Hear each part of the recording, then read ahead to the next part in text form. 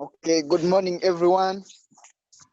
I am Opi Oscar, and our social venture is Agrim Groceries Uganda Limited, and we deal with fresh market delivery services. Next slide.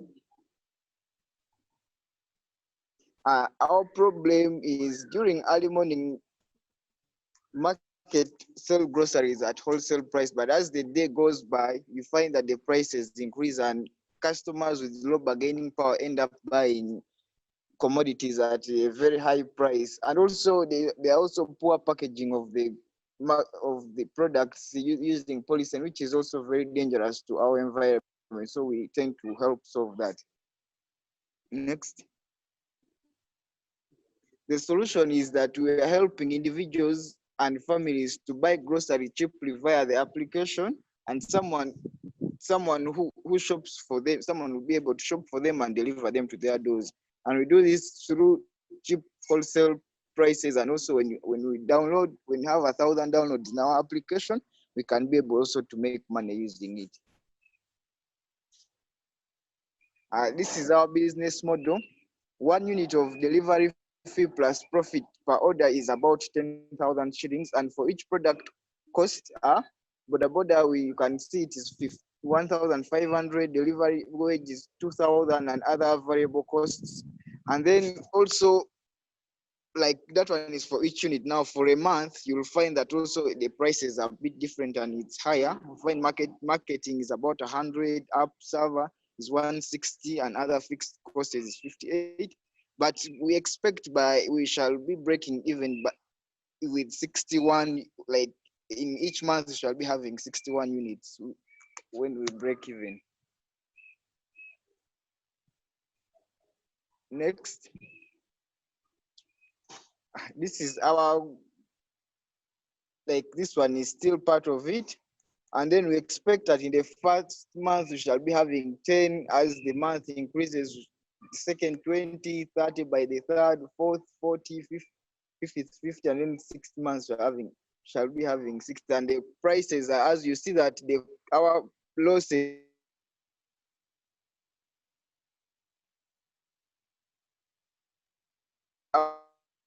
decreasing it until when we break even, our profit shall be greater than what the cost we incur after 6 months. And then take advantage of agrorim groceries. This is, and how we take advantage is that we are able to offer services to our customers who are daily, and also we give them an advantage of they can pay like in a month for the constant ones only. So that if you are buying constant, we can give you that chance that if you don't have money right now, you can give us money after 1 month. And this is how it works. Next, you download the app from the Google Play Store. The next slide. You go to Play Store and you download, and then from there you select. You will find there are lists of items which we do. So you will select them. Like you find that they are fresh organics. There are very many items which are there. You select. Next. And then you input your delivery details, that is the contact information, and very other information, like where you stay, like your email address, your telephone number, so that we can get you. Next. And then after us giving you have to wait, and then you deliver it to your door, and then you enjoy our products which you have delivered to you. Agrorim groceries, this is what we deal with. You deal in customized orders with hassle and free deliveries for our constant customers, and then fair market prices where people can easily afford. The ecosystem, as we researched with different people, these commodities you are seeing, Irish potatoes and very many, and then we Fresh Go, Jumia, and then there's this one here. This is Hello Fresh Uganda. We found that our prices are more or less, it is very cheap compared to what other people. But you find that Fresh Go, ours is 500 shillings more than Fresh Go. But the advantage you have is that we can give them our constant customers can give them time to pay, and then they pay like after 1 month. Also, we offer fresh goods and some goods, and then we also give them quick delivery, like we deliver in time in case the customer wants. Next. The user and market, our target is 20 expatriates and families as per now. But as the venture grows on, we shall be serving 2,200 homestead within this Kampala region, and then by the time the venture grows bigger and bigger, we expect to be serving around 1.3 million people, 0.3 million people in the whole of Kampala market, also plus other places in case things go on well. Next, value innovation. Now, value innovation is the next slide. Next slide. Our primary markets are expertise, and we reached them through online marketing, that is Facebook, social medias, and other. And as per now, we have reached around 10 downloads of our application, and then we have 1,400 likes on Facebook, and we have currently served around 27 people, and 5 have turned to be our daily.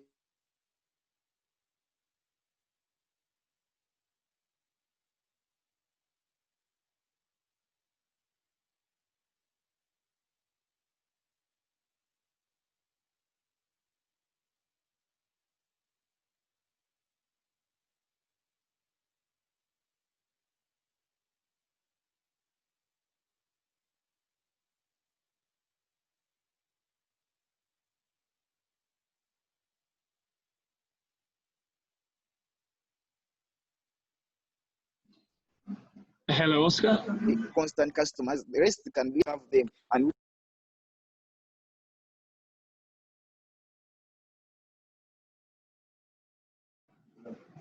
Sorry, please go ahead.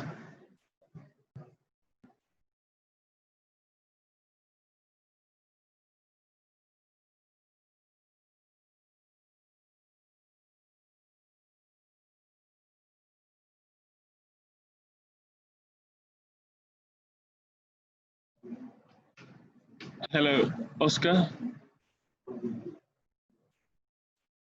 Did Oscar drop off for everyone else at the same time?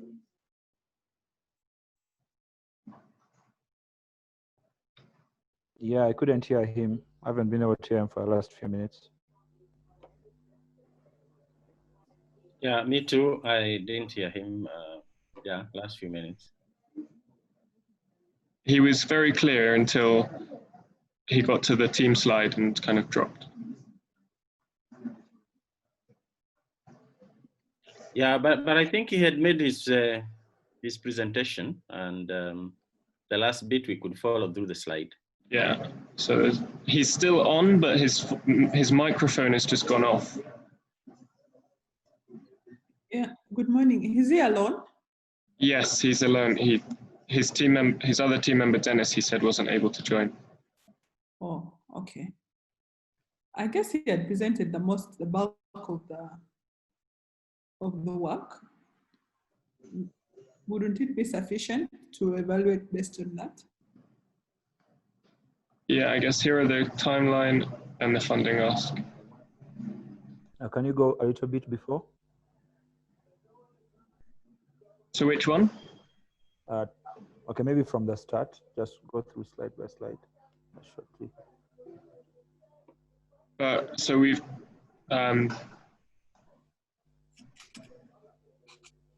he went through everything clearly until the timeline and the funding ask.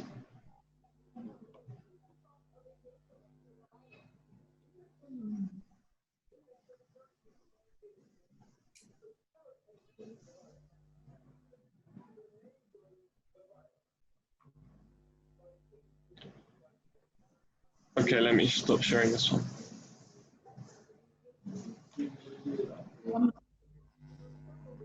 Maybe if he's missed something, maybe John could reach out to him, and then he's given 5 minutes or so to finish at some point, maybe at the end.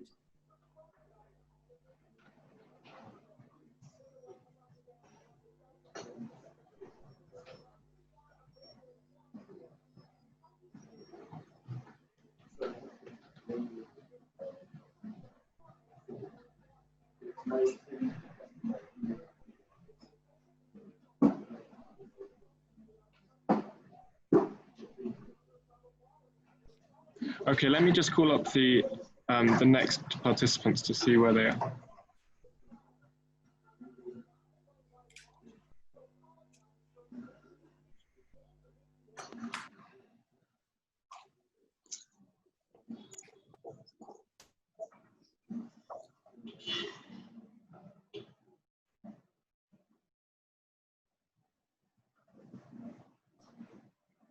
Yeah. Hello. Hello.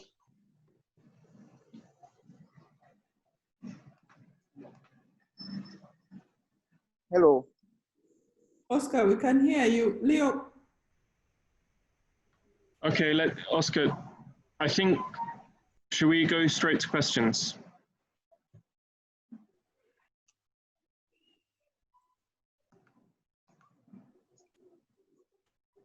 Have we lost Leo as well? No, I'm still here. I think Oscar, can you? Oscar is on. I think let's give him a few minutes to wrap up and. Yeah.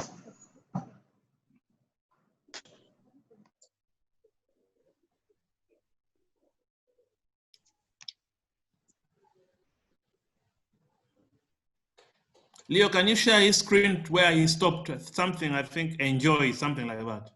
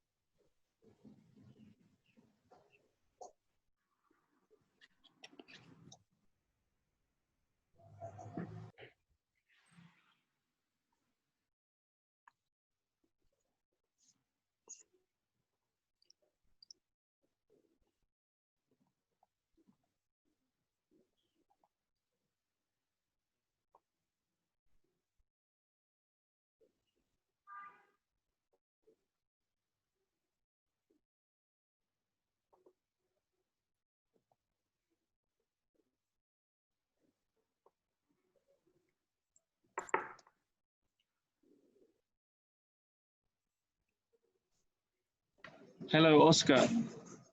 Yes, hello, I'm hearing you. Can you start from the where you left off on the timeline? On the timeline. Yes. Yeah, I was trying to tell you that the ideation and market research we started with our venture, we started it in 2019 January. When we reached June 2019, we registered our business, our venture. And then by around March this year, that's where the aggressive ideation and market research began.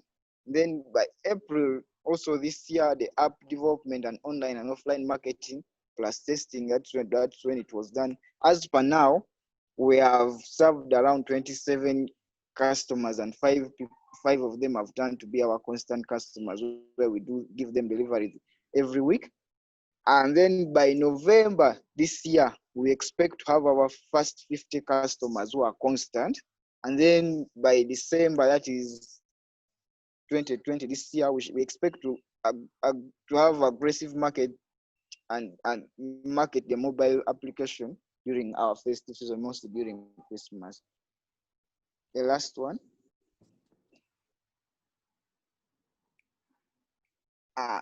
Funding asking, and finally, in order to achieve this growth, we shall use $640 as noted below. The 816,000 shillings for 6 months as a runway, and then 1 million we shall use it for online marketing, online and offline marketing of agro groceries. Then that is for the first growth model. The second growth model, we shall need $3,000, which we shall use it as follows. Ugandan shillings 5 million for online plus ground marketing operations, and then 500,000 we shall serve it as a runway for us to achieve, and also other money shall be used for other operational costs. Thank you. Oscar, quick question. Yes. Are you marketing the application or the groceries? No, we are marketing the groceries, but using the application. So just to help me understand a little more, you don't you have people that use your application to market their products, or these products you're selling are yours? Hello. Did you hear me? Now. I was asking that Yes. if you look at your competitors like Jumia, Yes. that they sell and the other people use their platform to sell these products. So you understand, there are people who use the platform to sell. So the products per se may not be owned by Jumia per se, but others, their platform is used by others to reach the market. Yes. So in your case, are the products that you're selling on your platform yours, or other people use your online platform to reach the market? No, what we do is that people who need the commodities go to our platform and select whatever items they want. What we do, we as agro-groceries, we go to the markets and then we get for them and then we deliver to their door. That's what we do. That's understandable. That's okay. I just needed that clarity to understand more your business model, the intricacies. Thank you. Welcome.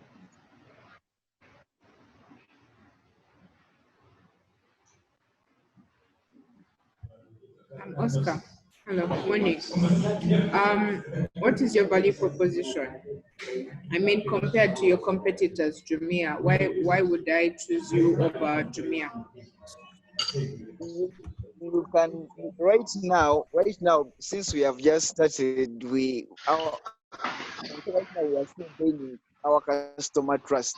The only advantage we have like over Jumia is that if in case you're our constant customers and you don't have money per now, we give you that grace period of around if we have to sign an agreement to do that like after a month, you can pay me back, because right now we are still gaining trust because we still have less customers. So you can give us money, like if you're someone who earns monthly, you can pay us like after 1 month as we are delivering for you the products every week as needed. But that's the advantage we have over Jumia. For Jumia, you have to pay cash on like cash and then they deliver to you. But for us, we can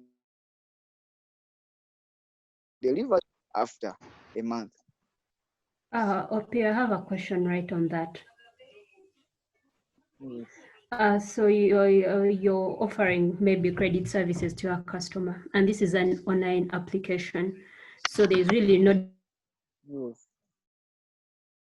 direct Don't you think some of the customers are going to default, and how are you going to collect all this money at the end of that period? No, right. There's a connection between us and the customer, because on that app there's where someone puts his details where he stays, his contacts, his email address, very many, because it was some previously, that's where I talked about. Someone puts his details and then we use that information. We can use that information to track down where that person is. But now right now, in case like someone, what you've asked, in case like someone runs away with the money, okay, right now we are not interested much in money, but we are interested that we should first gain trust of our customer. That's why we are giving them that offer.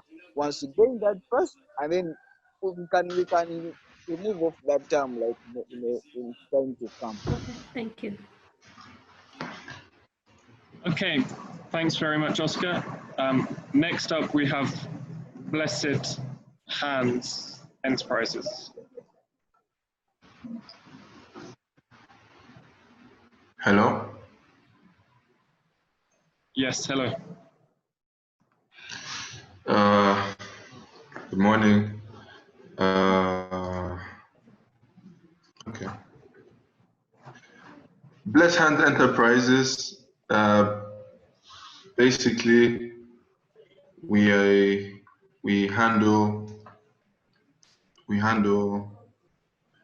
farmers, especially cassava farmers. Here in Uganda, the biggest challenge with cassava growers is they earn very little income from growing cassava. Value addition in Uganda for cassava is very low because mostly what they get from cassava is cassava flour. And the price for cassava and the cassava flour are very low. So the farmers get really little income from this.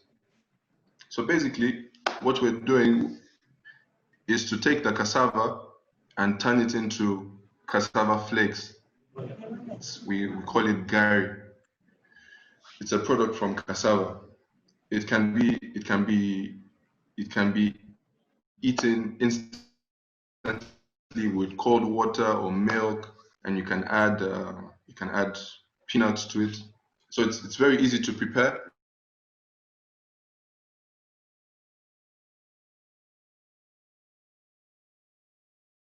A byproduct, and we can use this to make tapioca, or we can use it to make custard. So the problems we'll be solving by turning cassava into gari will be the demand for cassava in Uganda will increase, because at the moment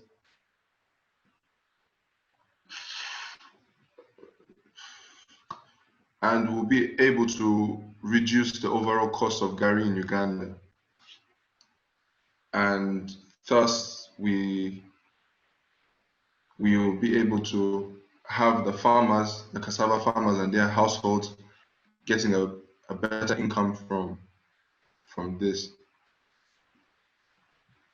So what's new about this is there are not so many companies selling gari in Uganda, and we'll be producing on a larger scale. And our cassava at the moment, we sieve it, and we don't include the stem, the inner root, the inner stem in the cassava. So basically our cassava is finer and has a better quality.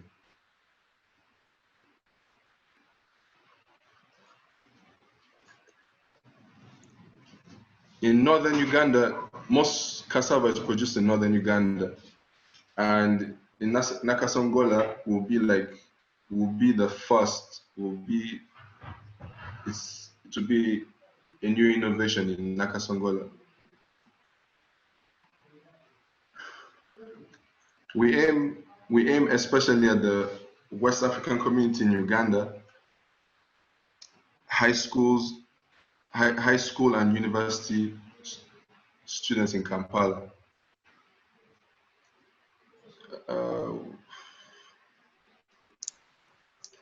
Currently a key. Sorry. Currently, a kilo of gari in Uganda is 4,000 shillings, and from the business model you can see our costs. So our variable cost per kilo is 2,000 shillings, and for each month of operation, we spend these on rent, salaries, and other costs. For us to break even, we would have to produce a ton 1,650 kilos per month or per period.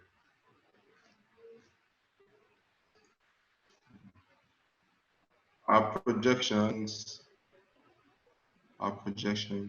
we expect to break even in the fourth month of our operations.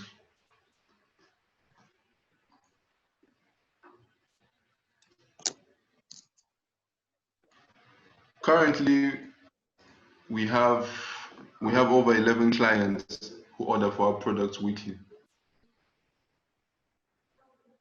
And the demand for gari in Uganda is increasing steadily, especially amongst university students, because it's a cheap alternative to cornflakes, and we will be able to satisfy the demand. But the only issue we have currently is our techniques of production, because they are quite manual.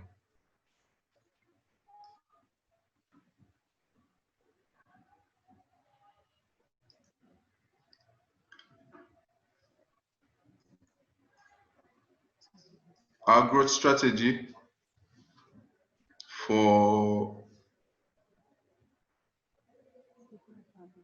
I'll take one from there. As you can see, in the first period, we are making higher losses because there's inefficiency and we're producing low units. And you can see in the fifth period, okay, we started making profits in the fourth period, and that's because there is inefficiency and we have a higher market share. Next slide, please.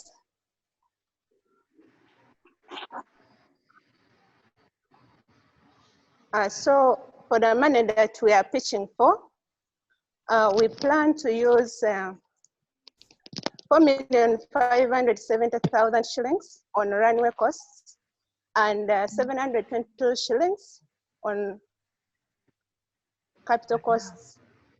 And for the $6,000, we plan to use 4,373,000 shillings on runway costs and 4,500,000 capital costs.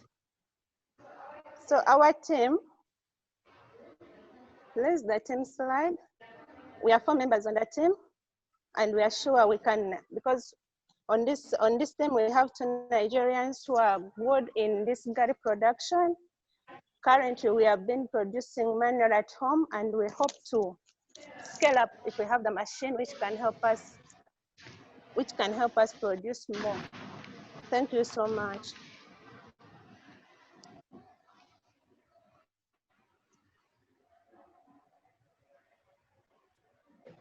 Thank you. I have a question quickly. What you said that you had 2 million other costs each month. What kinds of things would they be? Pardon? Pardon, please. In your business model, you talked about 2 million other fixed costs each month. What sort of costs are those? We have rent. We have to buy fuel to run the machine, which is operating, which is to grate the gari, and then we have to pay the workers. Yes, specifically, those are the main fixed costs. Then the packing bags.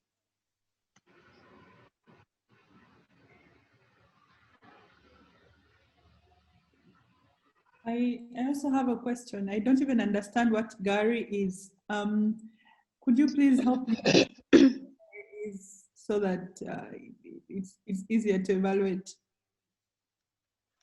Okay, let me take on from there. Gari is a product we make from cassava.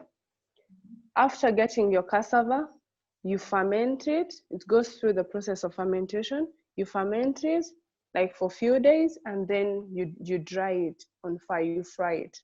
So then it turns into flakes, which we drink. So that's basically what we call gari. It's meant for making drinks. Yeah, it's an instant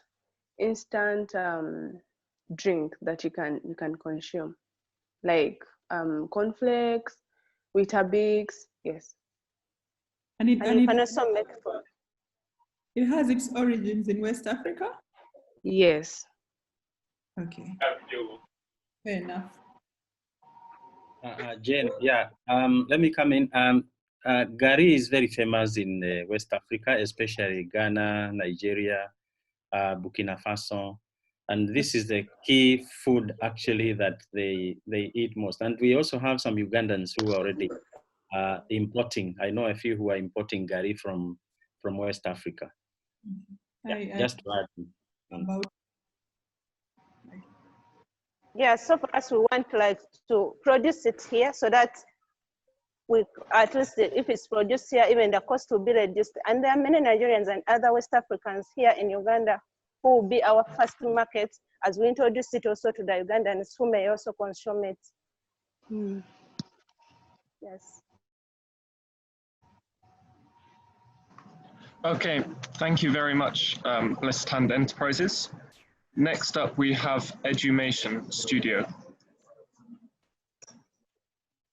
All right, thank you very much. This is the Susan, the founder of Admission Studio. And we are going to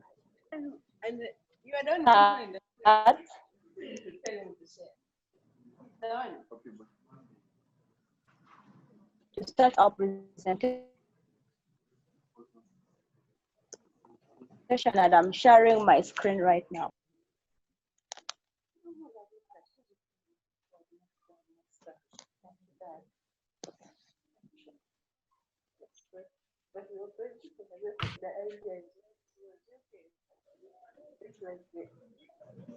You are just reading word power. You know somebody who is just okay. I think maybe we should just share from my screen if it's delaying. Yeah, I'm sharing. All right. Don't worry, just go ahead. Okay. Okay, thank you very much. Once again, my name is Susan. I'm doing a bachelor's degree in education. I'm a finalist. I have passion for children and I'm majoring in children's literature. Our project is the Edumation Studio. We animate to educate. Next.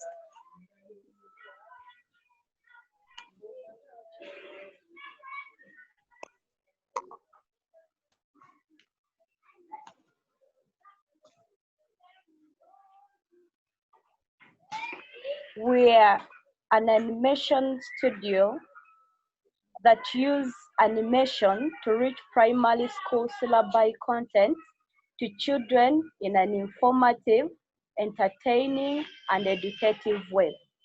We are solving a problem. We are solving a process to learning material.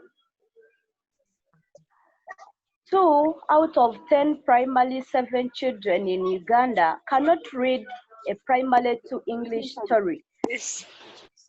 A report from Uwezo Uganda, 8th Learning Assessment Report 2019, and that is so embarrassing. We are solving a problem by producing informative, entertaining, and educative animated videos of primary school curriculum content for children to watch. What we have done to make this project progress, we are recruiting professional primary teachers. We are going to assign the task of curating teaching content with respect to the primary school curriculum. We translate the content into animated videos and sell the animated videos for children's consumption. Our market, our customers are the primary school children from primary 1 to primary 7. Our target market operation, which is Kampala, we have 3 million plus children who are our potential customers. And then in the whole of Uganda, we have 10 million plus children who are our potential customers. And in the entire world, our potential customers are 694 million plus children. So how are we going to, we are going to earn money through selling one animated video at 10,000 Ugandan shillings. Our total variable cost per unit is 4,000 shillings. Our total fixed cost per month is 1.65 million shillings. So our break even is 235.71 units per month. We hope to break even in the fourth month. What we have so far done is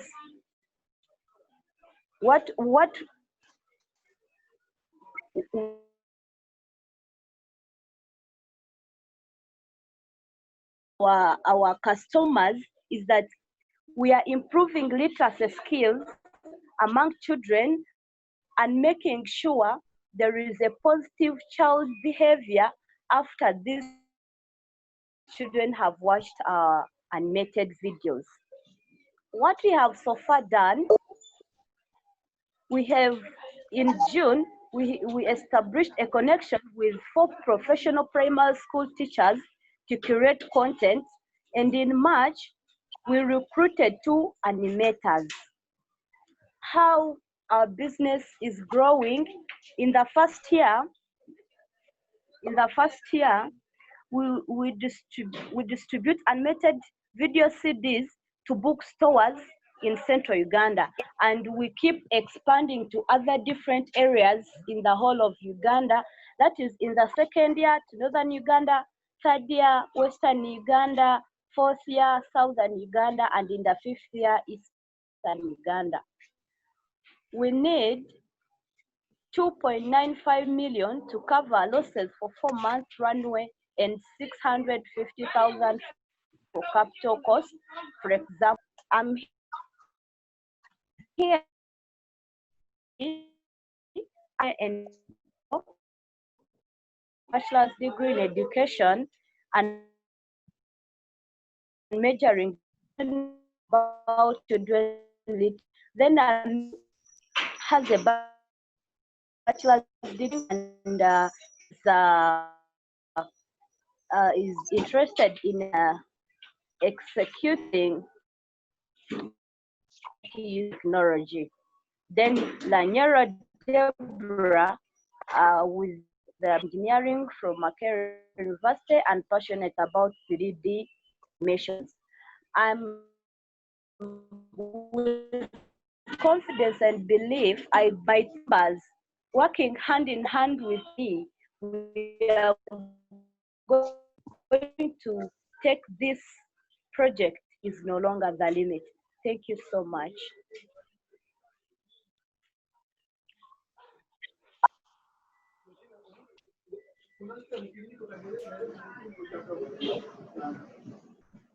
Thank you. Oh, Jane, go ahead, please. I just wanted to find out, is your target in terms of utility, is the product going to likely be used at home, or is it something that is to be used in school to aid this learning?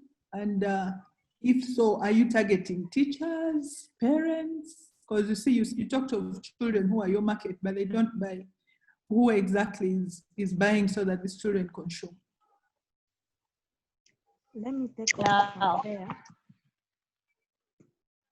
Okay. My name is Deborah. Our target market, yes, they are children, but these children are going to are sponsored mostly by the parents. So the parents are the ones who will be buying the content for their children. Similar, also this content is targeted for primary school going children. So also schools are part of the market. Okay. Susan? Yes? I have a question for you. So all right. there are quite a number of animated learning apps over the web and on YouTube. I am just wondering, how different is your animated learning? Okay, thank you. There are very many apps that do animated videos, but how we want to outcompete them is that most of them are targeting, their major aim is to entertain. But our major aim is to educate while children are being entertained. Thank you. Okay, thank you. I have one question. What if somebody gets the, if I pay for the, gets the video, download it, and send it on to my friends? How will you prevent that from happening?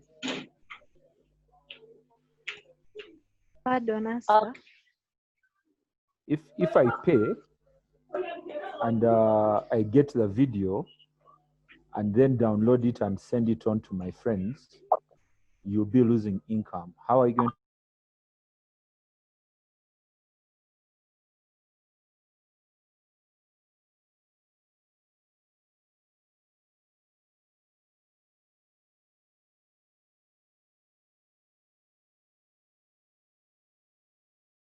decide to put them on social media, let's say YouTube, we can still restrict that someone pays once they download that animated video.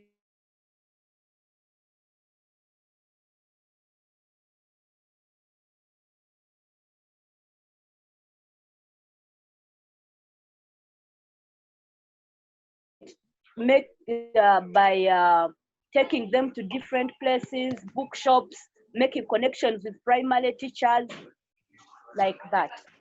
Thank you.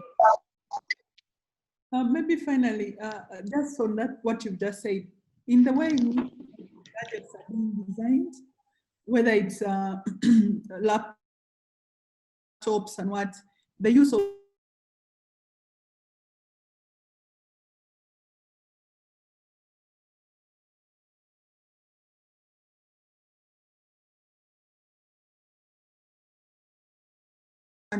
most importantly, we are aiming at probably looking like a TV channel, whereby we can earn in very many ways. There are some things we will not avoid, because if someone buys a CD, they can transfer it to some other person. But we think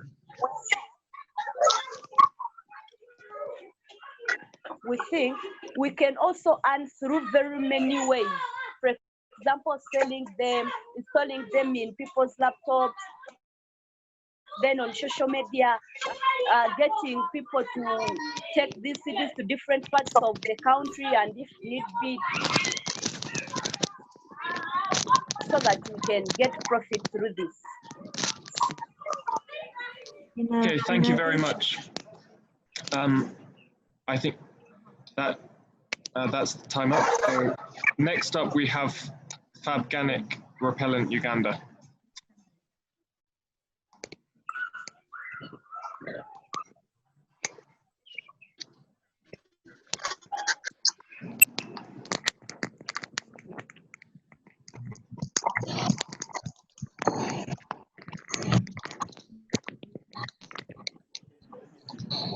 Good morning, judges. My name is Arinito Allen with my team representing Fabganic Repellent Uganda. Our slogan, protect family first. I happen to grow up in Yanama suburb, whereby in the neighborhood there lived a lady called Mary, a mother of 5. Mary lost her husband in 2018 due to malaria, and Mary's son David lost a full term due to malaria. Mary would frequently visit the hospital, and she would miss work and her daily activities due to malaria. From our research, we realized that malaria is not only a human problem, but a global problem. According to World Health Organization 2018, Uganda holds the 6th position among the countries with the highest burden of the deadly fever globally, with the malaria incidence of 478 cases of malaria per 1,000 population per year. In Uganda, malaria accounts for 20 out of 100 patients who visit the hospital. According to the current situation, there are preventative measures that have been put in place by the government. Among them are mosquito nets that do not protect all around the clock, the dangerous sprays that offer health hazards whereby they cause skin irritation and allergies. And not all homes in Uganda have access to these measures.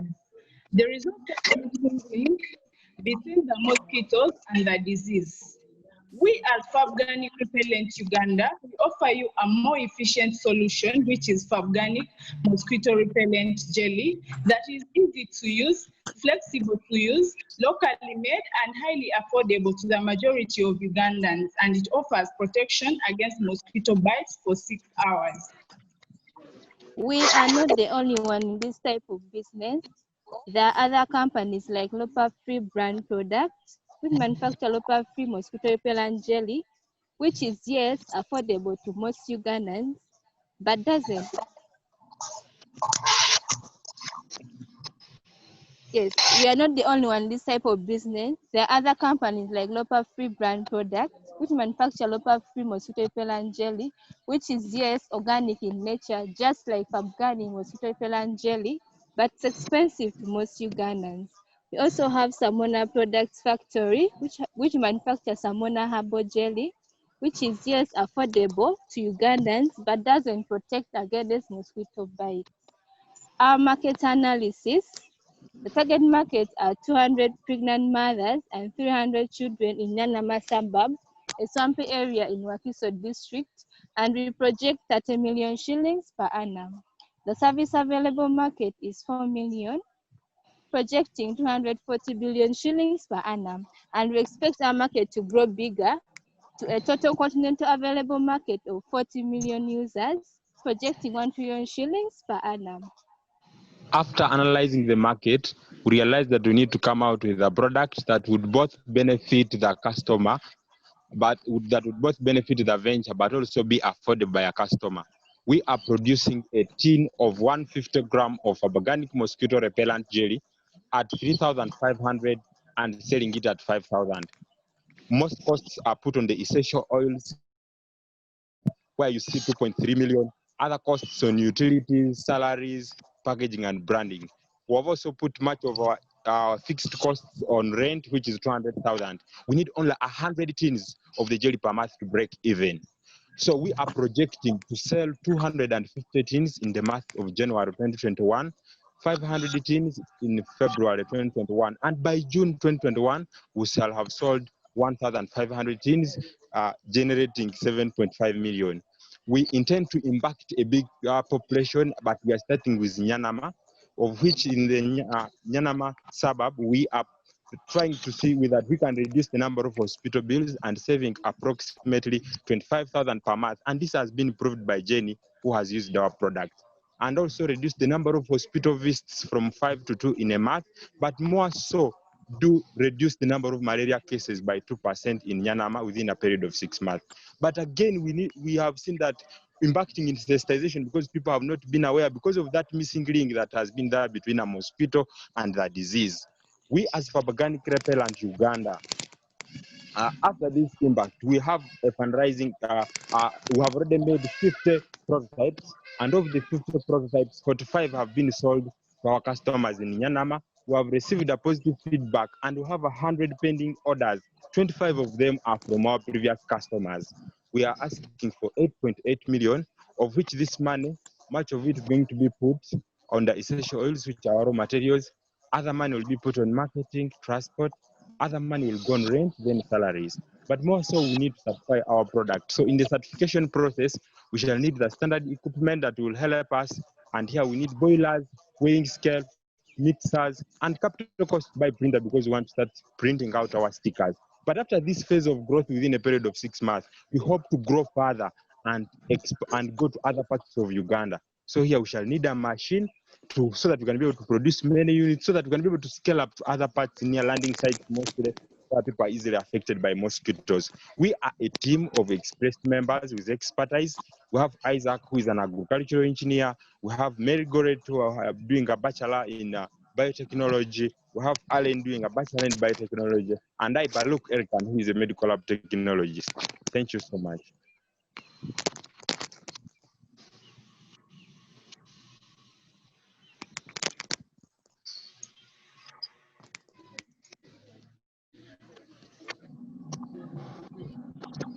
I have a few questions for you. One, do you have any samples? Have you made any samples, and have these samples gone through any kind of standardization? Because I'm thinking it's a health product that may need to go through some form of standards. And then my third aspect is your substitute, your product substitute. Other repellent, yet government, for instance, promoting the use of mosquito nets. Why would someone go for repellent and not sleep under mosquito nets, since you're all dealing with the same issue?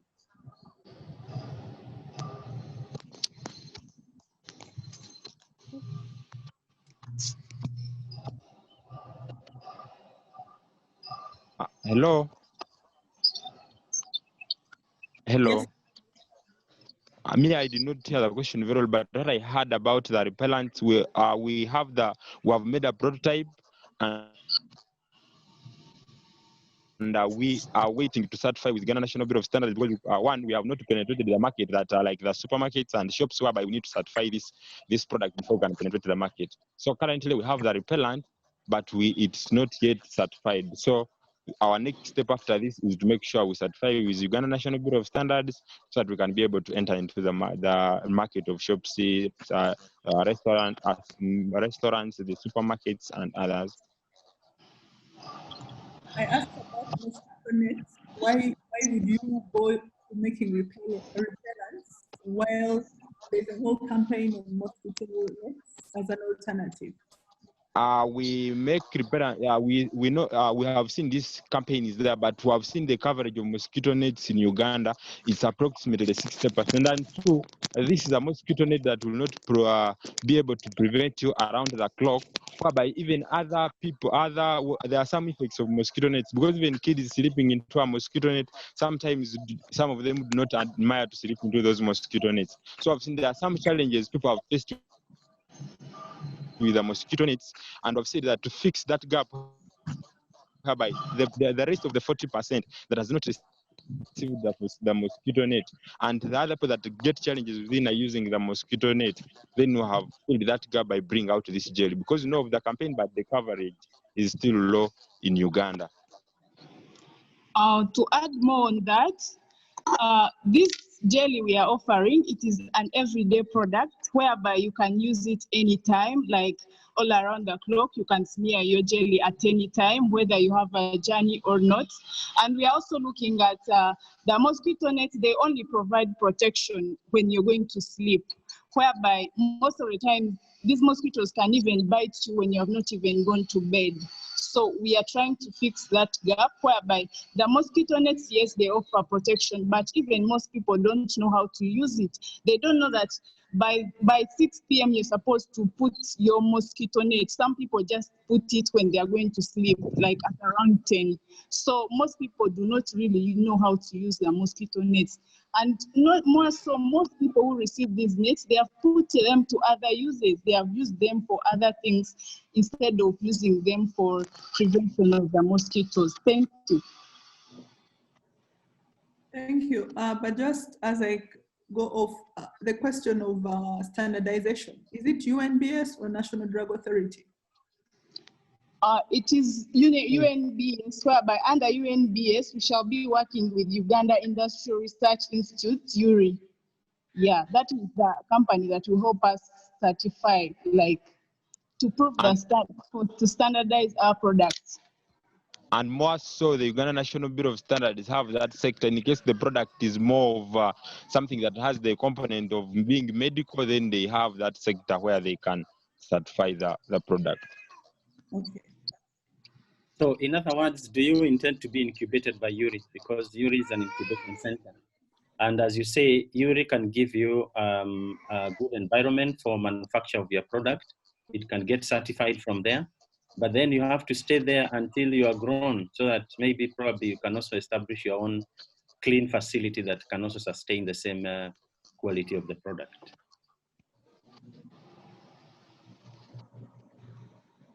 Sorry? Okay, you mentioned that you're going to work with URI, Uganda Industrial Research Institute, to prepare your product for certification. To my understanding, Uganda Industrial Research Institute is an incubation center, and it admits incubatees whom they mentor and develop to full-scale companies. So is your intention to be incubated by URI so that probably you can certify your product, and probably after you have been fully incubated, then you can establish a company or a facility where your product can be Okay, our intention is not to be incubated under URI because we are already doing this, but we are borrowing, some of the help we are working together with them, just helping us, but not incubated under URI.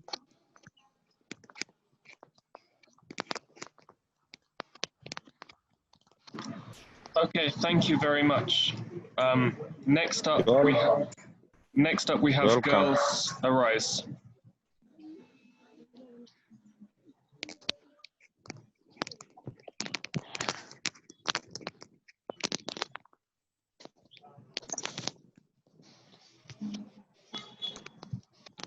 So I think you wanted to share your screen with us. Is that correct?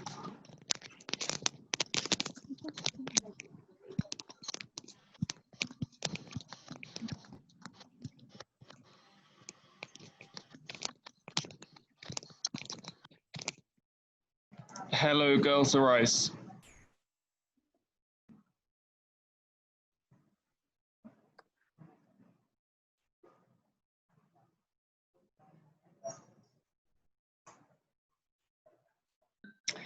Hello.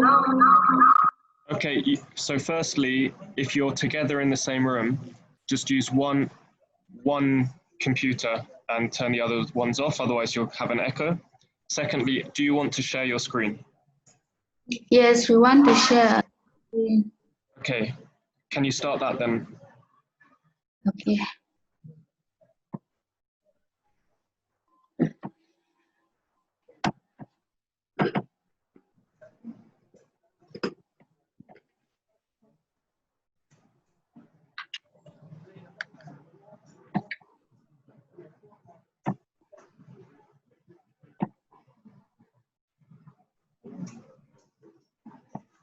If you don't start the screen in the next 10 seconds, I'm going to do it for you.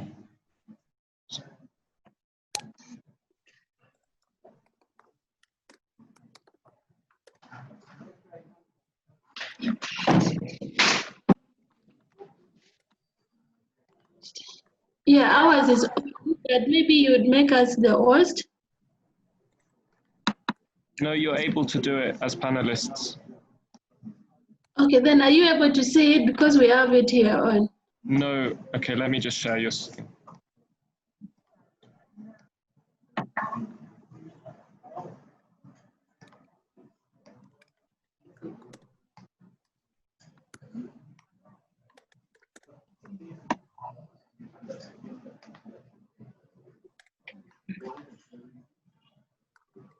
Okay, please go ahead.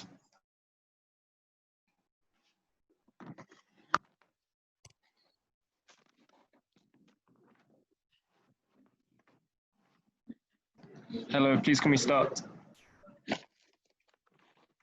Yeah, please.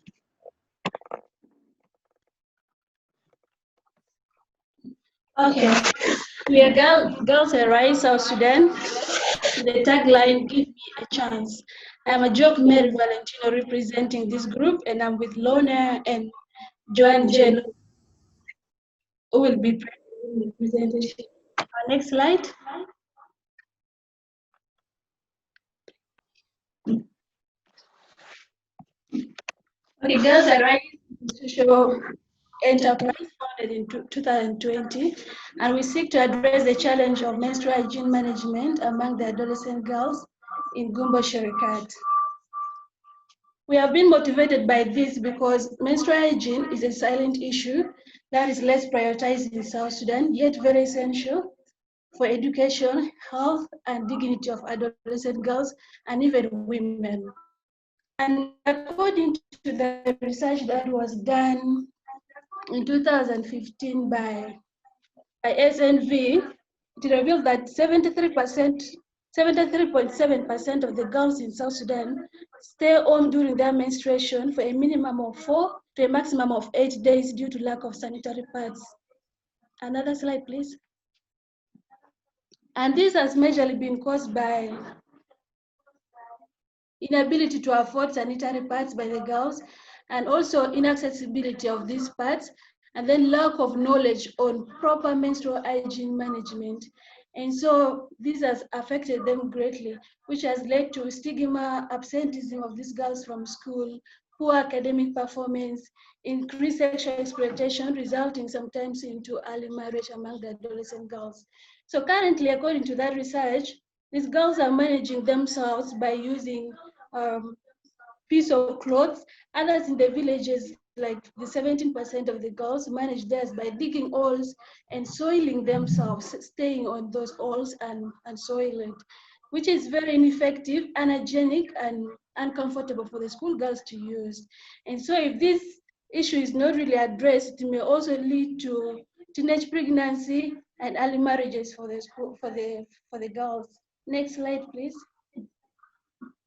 Our main objectives or goals are to improve menstrual hygiene by providing eco-friendly reusable pads to the schoolgirls, and then also to financially empower women by locally operating as a social venture and employing at least 2 young women in our first year of operation. And we believe by that they can be able also to sustain their families.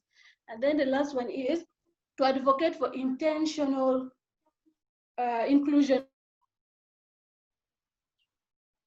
of menstrual hygiene management in the educational curriculum, because this will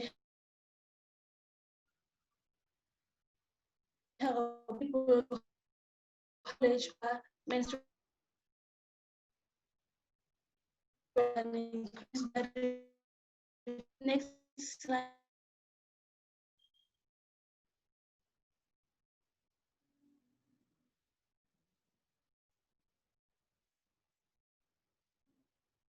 Next slide, please.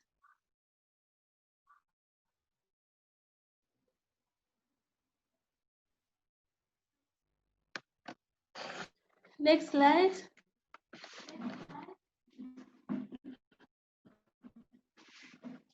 Okay, menstrual hygiene pads are needed now more than ever.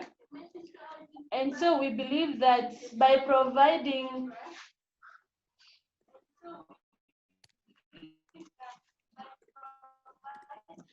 affordable menstrual pads, these girls will be able to take care of themselves. So one thing is that most of the organizations have tried providing sanitary pads, a few lucky ones, and there is still a guy, and then also those in villages that are unable to reach, like in Gumbo Sherikat, where we aim to operate in.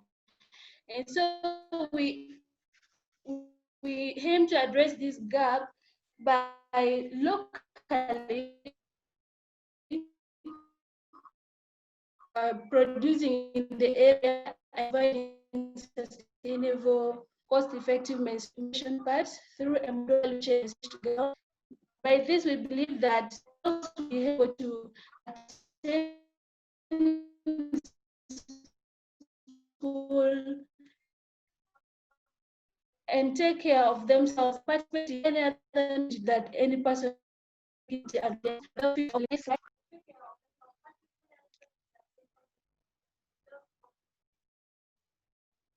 Next slide, please.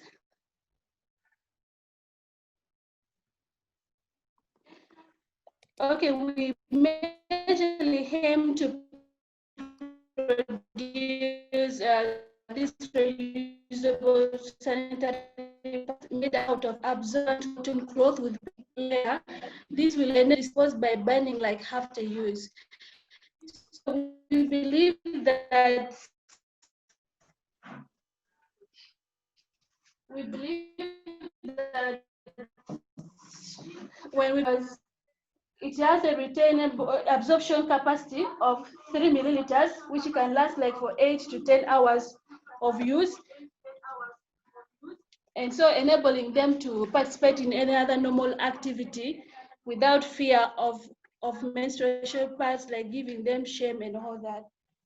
Yeah, and our main goal is to reach 1,000 beneficiaries and make 10,000 sales by the end of 2021.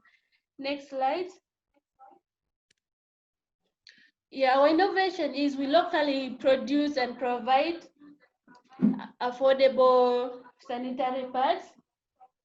It is packaged with 3 reusable pads, 2 underwears, and a piece of soap. It is something that sets us unique because some organizations do not put into consideration of the soap that this girl is going to use the sanitary pads. So by putting that, it's something that will set us apart. And then our location in Juba makes it very convenient. It's a central state for the country where many NGOs are operating, and this makes it easier for local procurement by international NGOs and other organizations.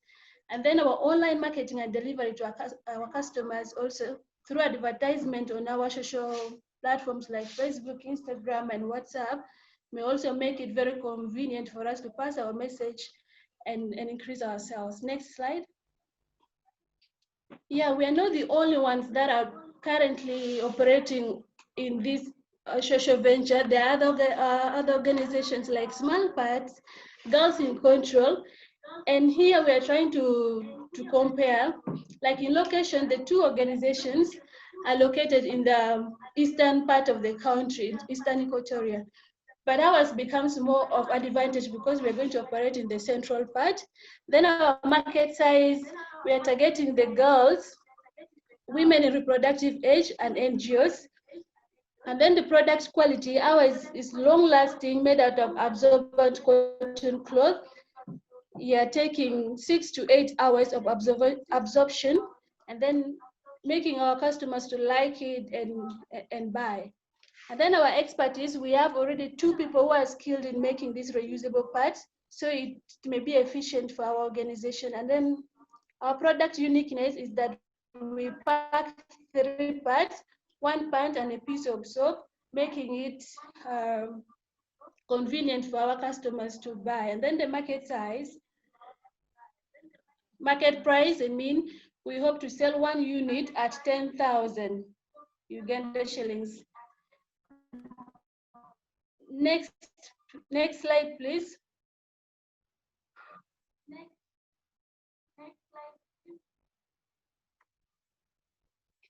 Next slide, yeah. So our minimum market size is 200 schoolgirls, age 12 to 20 years, but we also active age who are using pieces of cloth, ash, and soil within South Sudan and beyond. But our larger market is NGOs that are interested in running these social ventures within South Sudan, like UNICEF. Thank you. Another slide. Our business model. First of all, by operating as a social enterprise, we intend to sustain our social venture as we meet the economic, social, and environmental needs of our customers. Our main source of income will come from selling the reusable parts to girls and women of reproductive age in South Sudan. So we will produce 1,000 units per period, that is monthly, and there we shall have a main variable cost of raw materials, 1,000 per unit. Second variable cost, electricity, which is 100 per unit, and then other variables is 1,600 per unit, and our total variable cost per unit is Uganda shillings 2,700. Next slide. You have 1 more minute.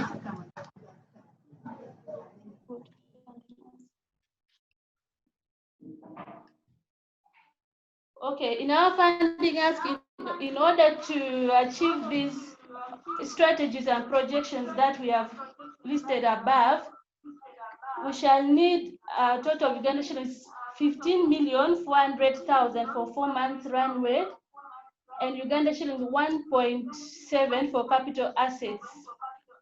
And then to move to model 2, we will need 7.4 for runway, but then we may not need capital assets because our furniture and showing machines may still be in place. Thank you. Any questions, please?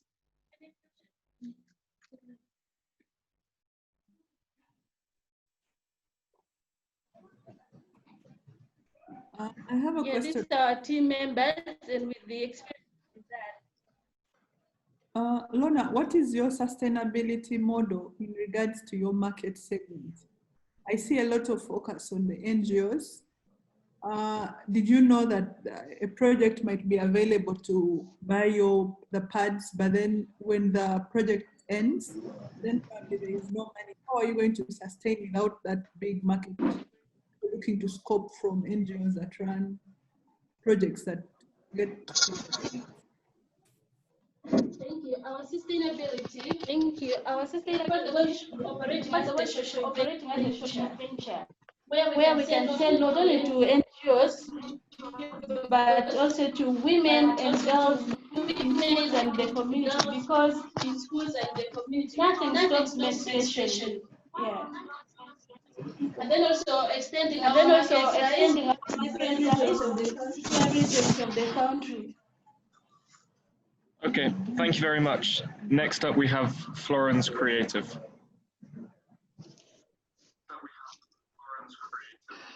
Yeah, good morning, everyone. My name is Ruth, and I'm going to take you through the first part of the Florence Creative, and I'm with my colleagues Vicky and Nandi. So Florence Creative, we are an enterprise that empowers artisans to grow their businesses while selling online. Next slide. Our problem, all the regions and tribal groups in Uganda have a set of craft icons that are part of heritage. This brings us to a question of how many of us travel through our communities and fail to find a small display of crafted items. This means crafted items are everywhere in Uganda. So according to UBOS, in the National Labor Survey of 2016-2017, 12.8% of the population is employed in the craft-related trades. But then the biggest challenge is the market access.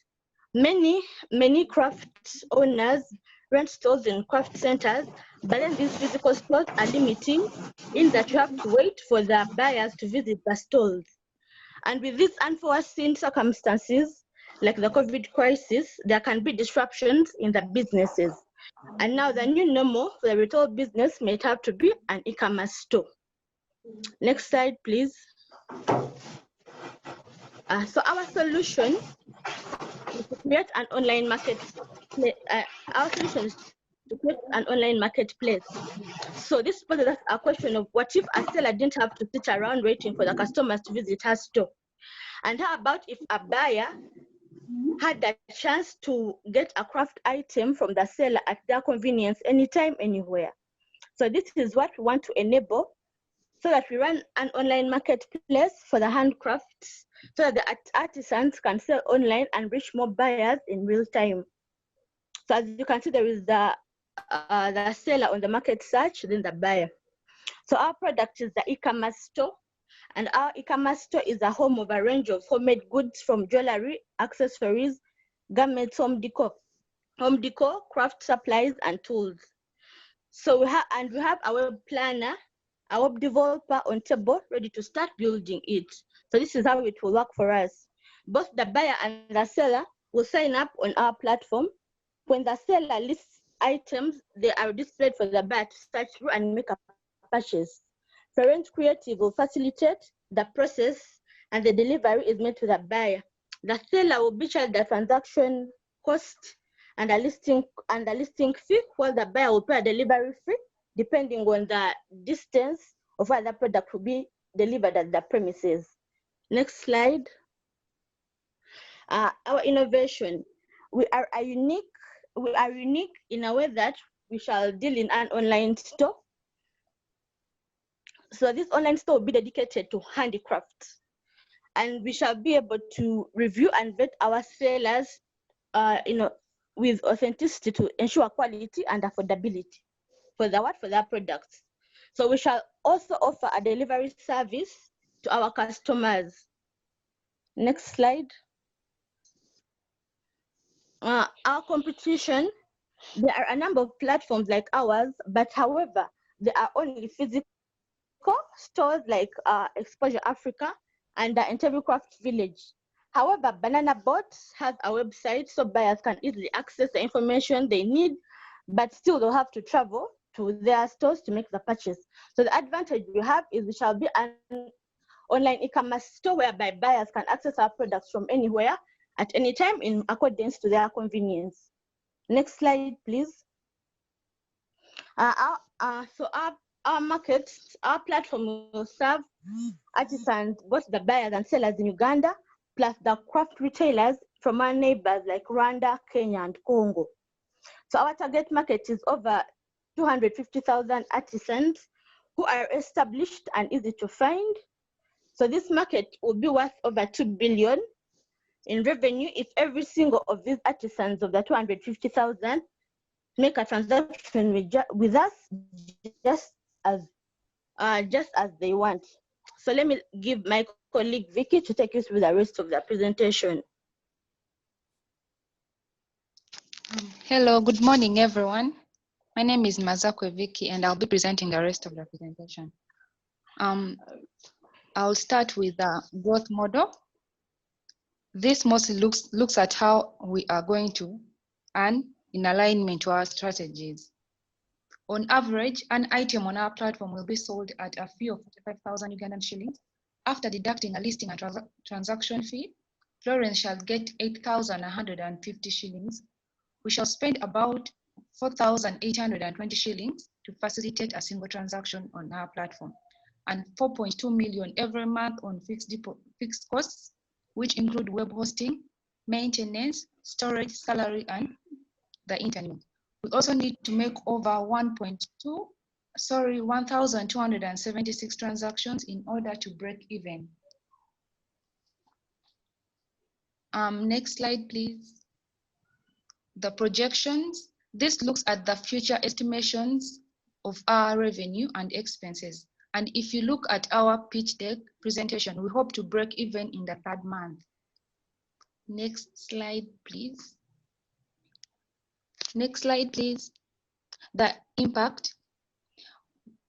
We would like to start with artisans in the Kampala suburbs, as more than half of the crafts sold in the city are from Wakiso district. Our impact will be seen through the growth in number of artisans on our platform, i.e. increase in their profitability and their access to more customers through our platform that will create more engagement. Next slide. The traction. We currently have a developer on table who is only waiting for a signal from us to get to work. We have also visited a few craft displays, and we are pleased to say that the feedback was quite heartwarming.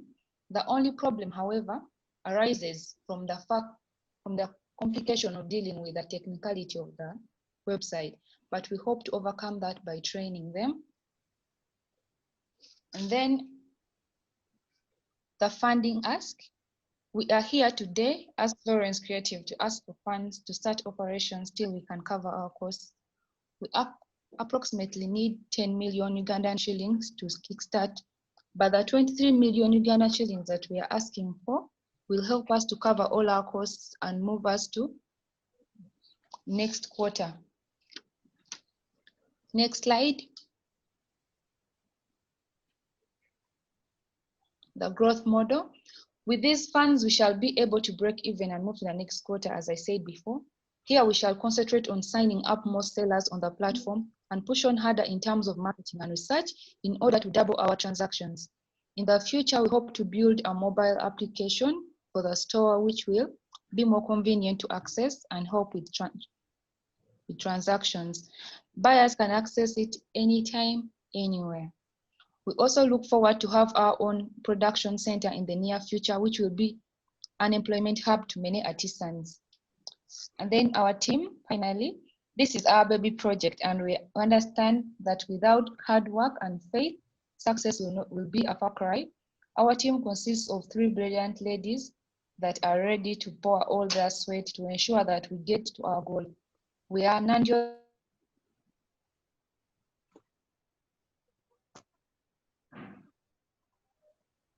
Irene, Mazakwe Piki, hope to attain what we've said. Thank you so much.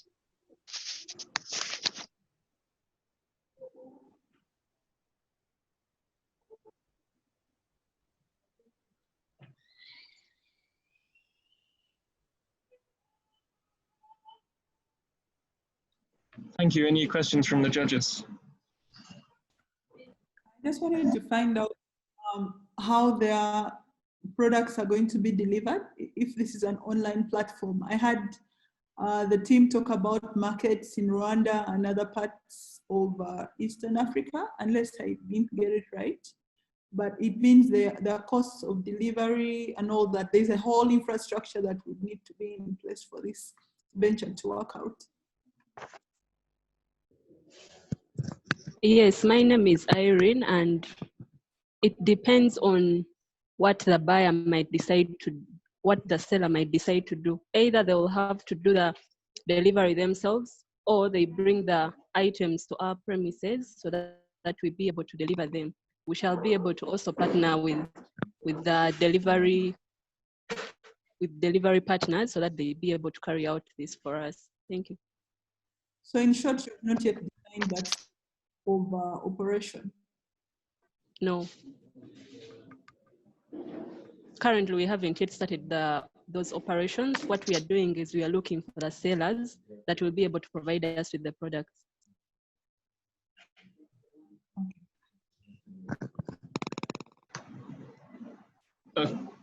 Okay, thank you very much. Let's now go to higher bioplastics.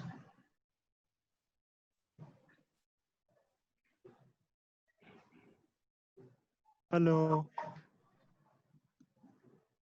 Hello. Yes, hello. Please start. Yes, we can hear you. Okay. Good morning, everyone. This is Team Higher Bioplastics, and our venture aims at manufacturing biomass pellets from the invasive water weed. Now, 90% of our homesteads purely rely on biomass to provide for their energy demands, and this is used in terms of cooking and heating, and they are normally met by biomass that's currently in our environment. Use of biomass fuels like firewood, charcoal not only has its degrading impact on the environment, but this has led to reduced cover, and of recent, we have seen a very steep increase in the prices of charcoal and firewood. Now, however, with all these outstanding problems, the rapidly growing population continuously utilizes this biomass energy, and it's as you can see from the pie chart, residential activities like cooking occupy the largest percentage. So, as the Higher Bioplastics team, we intend to solve this demand by providing a cheap and sustainable energy alternative. How shall we do this? We are going to use one problem, that is the invasive water hyacinth that's abundant in almost all the water bodies in this country, to solve another, and that's to provide a cheap and energy alternative. Water hyacinth is largely abundant in most of the water bodies countrywide, and that should show you that it grows up to 17.5 metric tons per hectare per day worldwide. This is a boat in Kasenyi landing site. It was a sand miner, and you can see it's largely surrounded by these green mats of water hyacinth. So it should show you that it's in abundance. Using water hyacinth will address problems like blockage of waterways, the intensive labor and capital that's invested by both fishing communities, municipal councils, dams, in order to harvest all this. Of recent, the water weeds that blocked the dam. We could have solved that if we had been given an opportunity. In addition to that, we use cassava that faces a very low market price as a binder for this particular water hyacinth fiber. So we have been able to prototype biomass pellets, but specifically for subsistence usage. This was done so as to prove our particular concept using water hyacinth and cassava. And we have been able to do this at our facility in Boise. Using water hyacinth as feedstock implies that we only invest in its harvesting and its transportation to our facility. It means that we don't compete for it with anyone. And hence this greatly translates to a very low cost of our product, as you will see. Pellets and briquettes, as most people may know, they should be similar, as you can see in the pictures, but the only difference is pellets are much, much smaller in diameter as compared to briquettes. Pellets are about 6 millimeters in diameter, briquettes are about 40 millimeters in diameter. This plays to our advantage if we manufacture pellets in two ways. One, pellets offer a large surface area for burning efficiently as compared to briquettes, because briquettes have superior burning times, and if you're to use it in your home, you would have to light it up and you take a very long time. Two, pellets can be used in a wide range of cooking stoves, and they don't segregate as compared to briquettes that may require some specific burners, especially if you're using them on a very large scale. So this is our innovation. As you can see, we use water hyacinth. We run it through a pelletizer and we add some of our ingredients, that's cassava and water, and then we have to compress it to give you those small pellets. There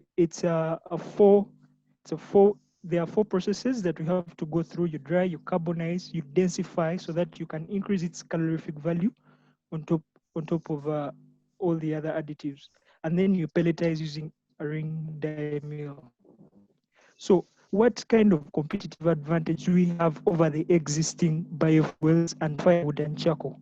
One, pellets are made from the invasive water hyacinth, and this carries no substantial value to most of the people that live around these communities. So how do we, but for example, firewood and charcoal, these use forest cover, and it's clearly has been depleting over the years. So meaning their raw material is not sustainable as compared to us that have a regenerative and grow material. On the other hand, biofuels are normally made from plant and animal waste, and these are competitively vying for this raw material with the animal feeds industry, as compared to us where no one wants your raw material, so it makes it a bit cheaper. Our total addressable market spans up to 96% of all the households, as indicated by UBOS in 2016. But our first target market, we are looking at restaurants and food vendors in the areas of Wandegea and Boise, which is next to our facility, so that we can minimize the cost of transportation and delivery.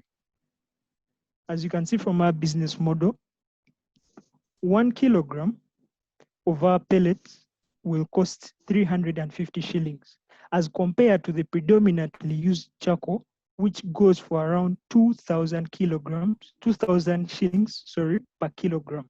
So we have a very high competitive advantage when it comes to our product, and it's very cheap and affordable to almost everyone. And we are expected to break even at 5.5 months, as you can see from the chart.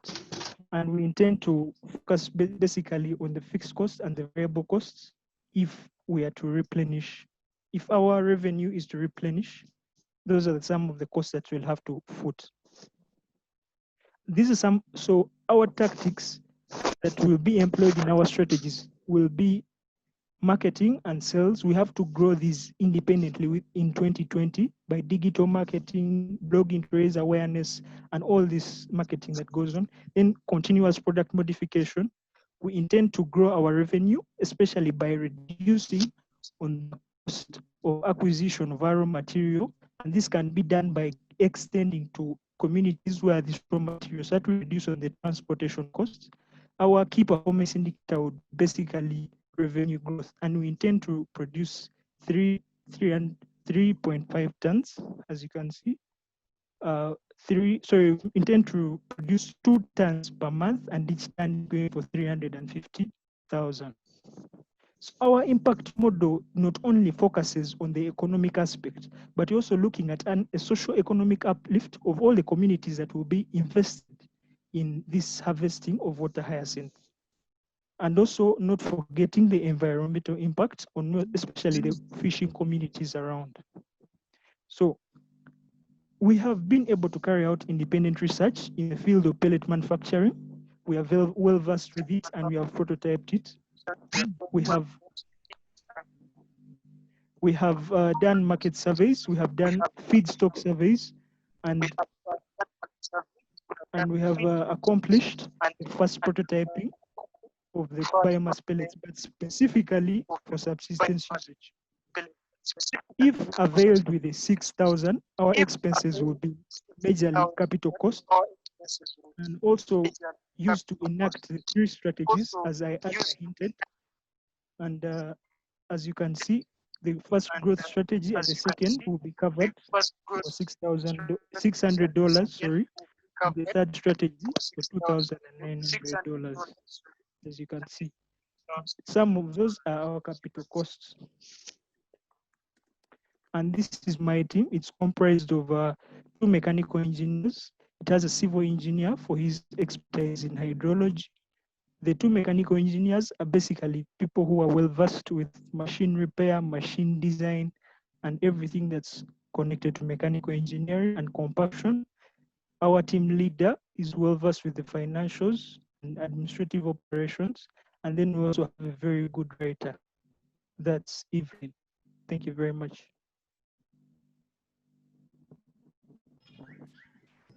Thank you. We have time for one question. Enoch, you've got your hand raised. Okay, thank you very much for your presentation, but I'd like to ask a simple question. If we receive the $3,000 perhaps tomorrow, what exactly can you do, or what exactly are you going to start with? Thank you. Okay.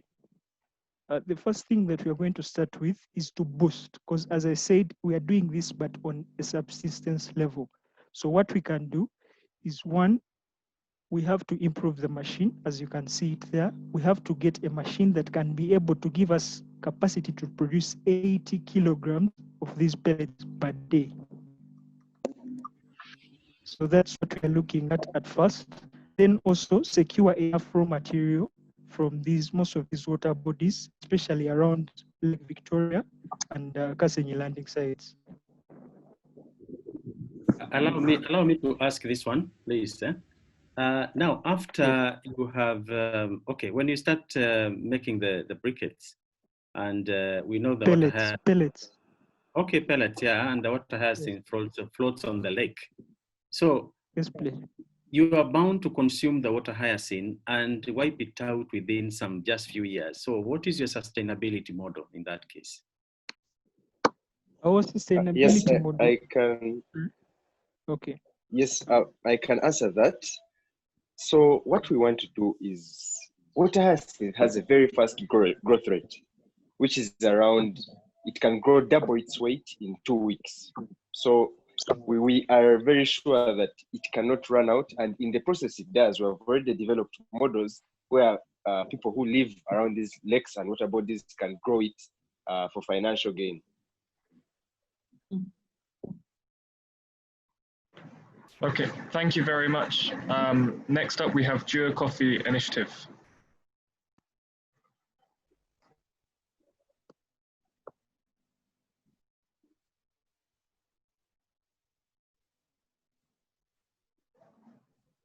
Hello, John and Judith.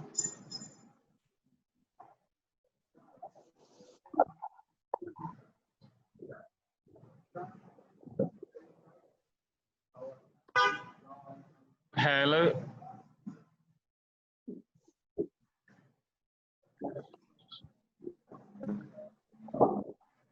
Hello, John and Judith. Are you there?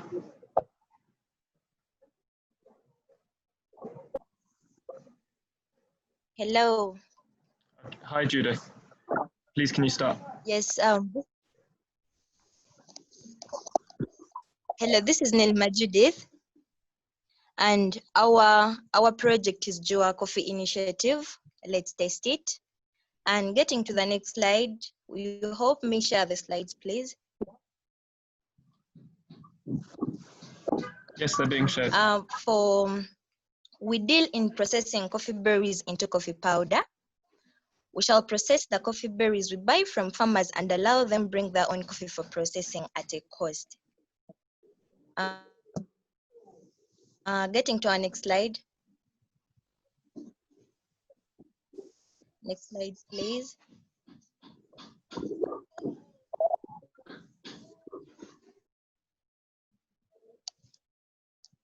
Hello.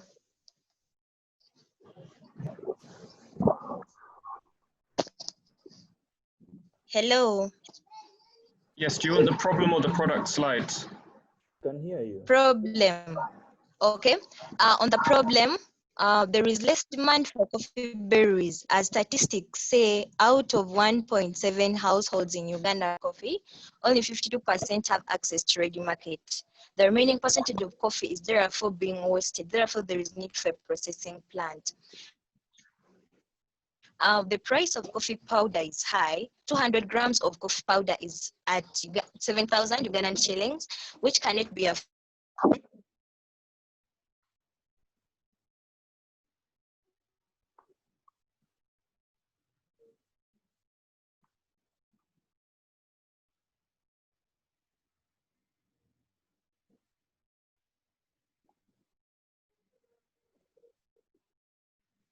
Hello, Judith.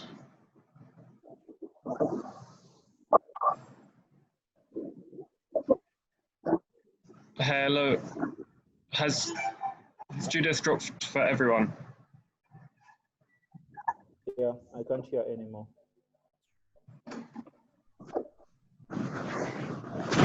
Hello, John or Judith? Yes. Hello.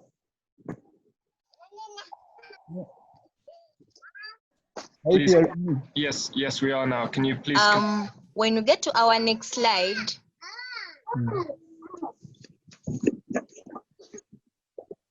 next slide, please. The product. Our main product powder. My network is so poor, I'm so sorry. It will take a day to process over 100 kilograms of the coffee powder since there will be no supply shortages of the coffee berries. It contains useful nutrients of potassium and vitamin B, which boosts the immune system. Then 200 grams of coffee will be sold at 5,000 Ugandan shillings as compared to the other coffee market price that is sold at 7,000 Ugandan shillings. Next slide, please.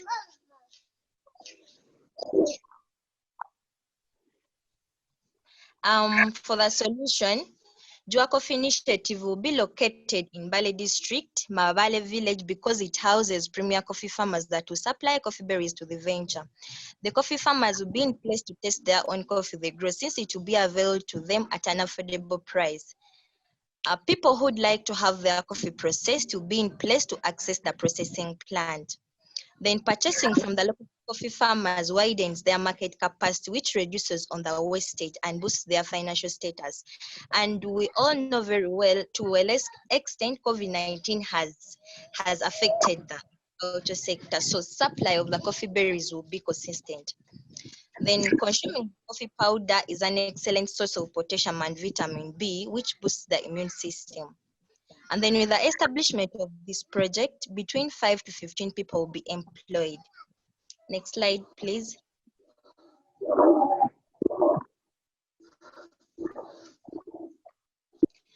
For the competitive analysis, in Bale or Eastern region, we have Bugisu Cooperative Union, Chagulanyi Coffee Limited, and these are very few. And they are mainly based they are located in the city centers. This ignores the rural areas, and therefore establishment of JCI will increase the supply of powdered coffee for drinking. Then this coffee, the coffee market price by the incumbent farms is relatively high. 1 kilogram of the powdered coffee is sold at 35,000 Ugandan shillings. JCI will charge a low price of 15,000 per kilogram of powdered coffee. And in a long run, we hope to dominate the market and digest and take a digest share in the market. Next slide, please. For the market analysis, coffee is cherished worldwide as a beverage. It contributes 6.8% of the total export earning, implying it's globally consumed. The Ugandans will be in place to consume their own coffee, as many think it's a product for only export instead of a pick-me-up to start a day. Coffee powder will be supplied to coffee shops, supermarkets, retail, and wholesale shops in the neighboring districts and the country at large. Next slide, please.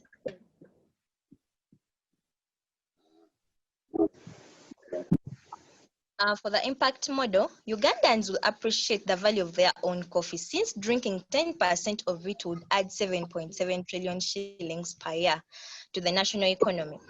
And at the moment, farmers have a small earned market, which leads to wastage. Establishment of the business company will increase on the demand for coffee cherries, thus increased market size, and this increases the farmers' income.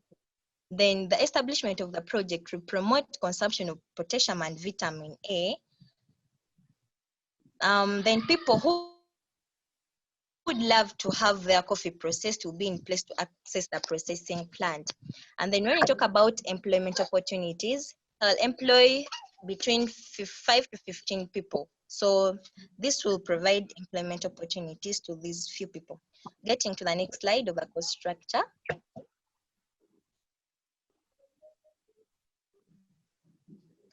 For our cost structure, our capital costs total to 8,275,000 shillings. Our variable costs are 6,400,000 Ugandan shillings, and our fixed costs are 6 million Ugandan shillings. And this totals to 20,675,000 shillings. Next slide, please.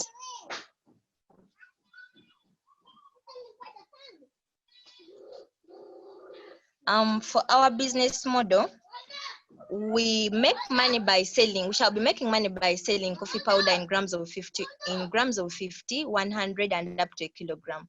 A kilogram of coffee powder is going to be sold at 15,000 shillings. And we expect to break even in the 9th month, as you can see. By that time, we would have sold 5,400 kilograms of coffee powder if selling 20 kilograms every day. We shall also be charging a processing fee of 500 per kilogram for farmers or any other people that would like to process their coffee with us. And then when we try to go through a breakdown of 1 kilogram of coffee powder, we shall buy the coffee berries 5 kilograms at 5,000, that is 1,000 each, and labor will go for 2,000, packaging and branding will go for 2,000, marketing will go for 1,000, and this brings us to a total of 10,000 Ugandan shillings. That is a cost for producing 1 kilogram of coffee powder. And then our selling price will be 15,000 shillings, so we shall realize a profit of 5,000. Getting to the next slide. For our growth plan, in a short while, we plan to supply this coffee powder to the farmers, the community members. Then we plan to partner with 3 farmer supply groups. Then train 4 farmer groups within Bale and neighboring districts. Then in a long term, we plan to supply dry coffee seeds to various companies, for example, Bugisu Cooperative Union. And we also plan to supply the product to neighboring districts and the whole country at large. Getting to the next slide, please.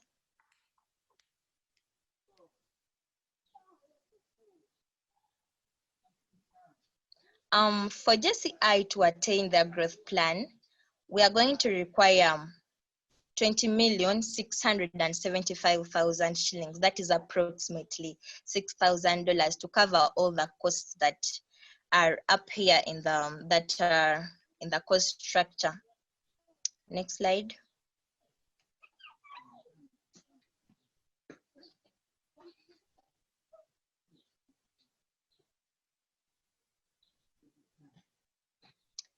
Next slide, please.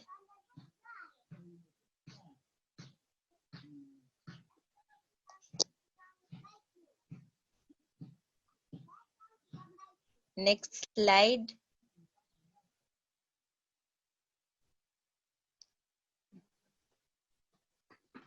Your team slide is there, but I think let's have time for one question. Enoch. Thank you very much for your presentation. But as a person who has been in processing for quite a long time, I don't think the equipment they need to process coffee can cost any amount less than $6,000 US. As far as I know, the cheapest coffee processing line goes for $8,000 US. So how are you going to overcome that? Thank you. Leo, could I just say something very fast? Hello. Yes, Jane, go ahead. I also think that the presentation of the competition is misrepresented. When you look at the impact of Bugisu Cooperative Union, it's not only in Mbale, it's something that is within the region, and there are many more. Maybe what also she needs to come out clearly about is if she's looking at export market or import market, but if it, the local market. And if it's a local market, what is the consumption of coffee by Ugandans? It's a good value chain, but a lot of the money is coming from export. So those areas may need to be addressed, and a bit of understanding of the market needs to be expanded.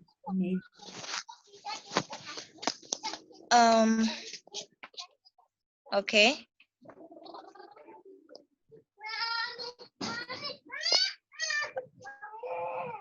Hello. Yes, I got cut off with my internet connection and I hadn't finished that team profile.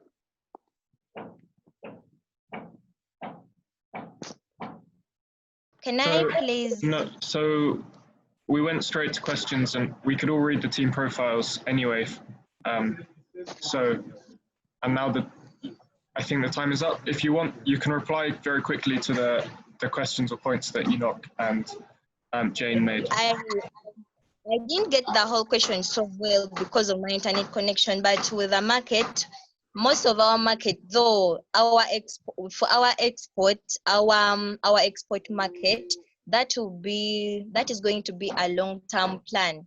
For now, we are planning to have this coffee powder accessed by a few community members and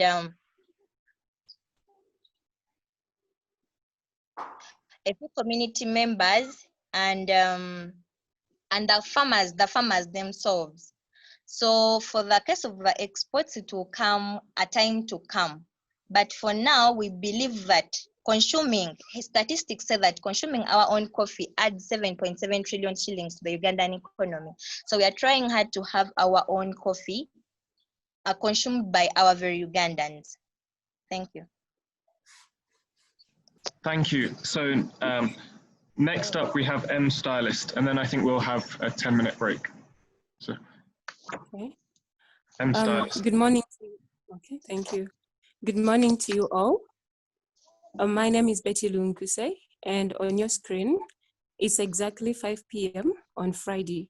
And the person you see on slide 2, please, slide 2, is Becky, a 24-year-old Kampala resident, has a day job and is juggling 2 startups.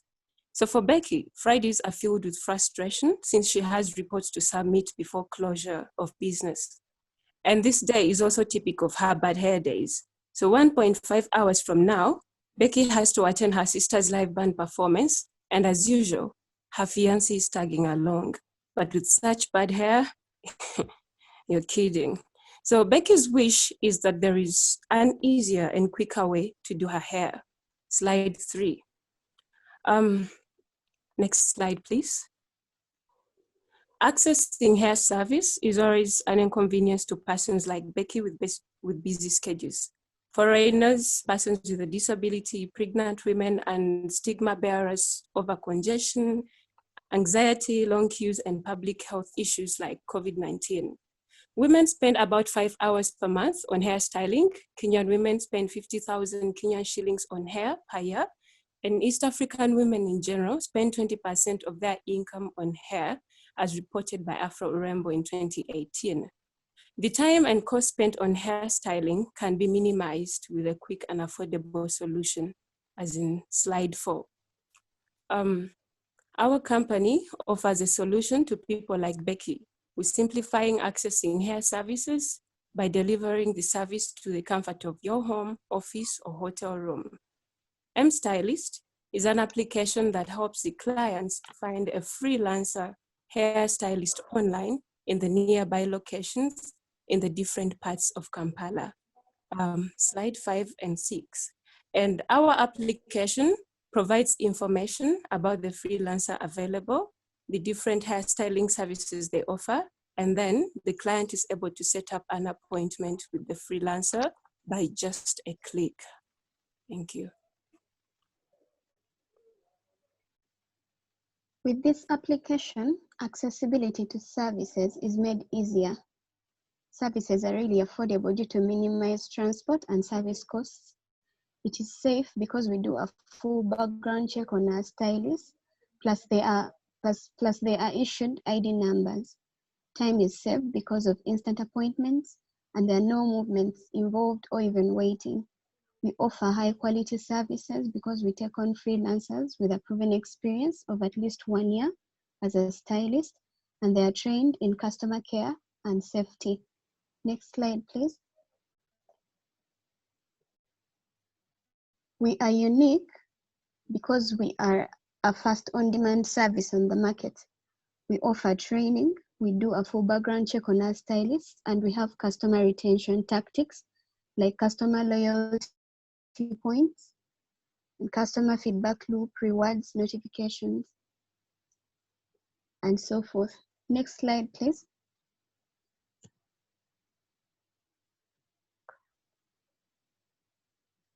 On-demand services are hotter than ever before in the world. We have Safeboda, we have Jumia, we have Uber, but no one has tapped into hairstyling as yet.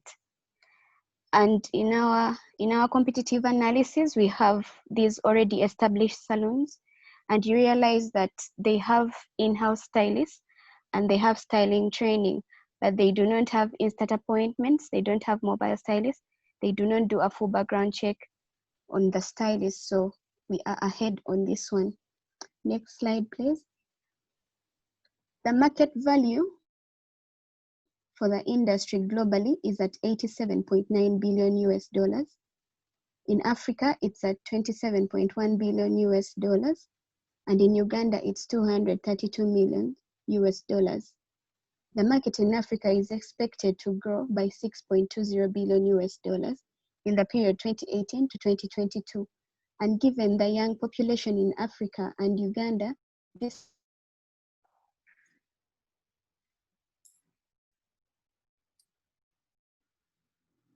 guarantees an available market in the future of busy workers who can find appointments in disability and travel long distance, and find foreigners who are not familiar with local salons, and expectant mothers who can't move for long or wait in long queues.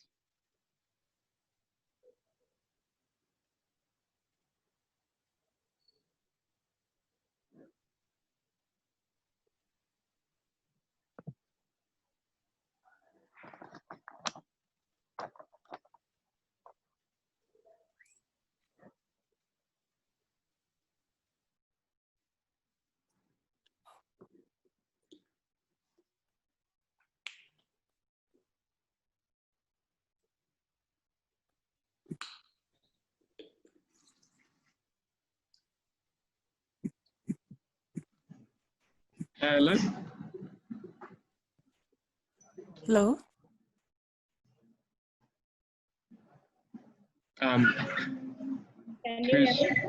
Yes, who's going to take us through the business model? Okay.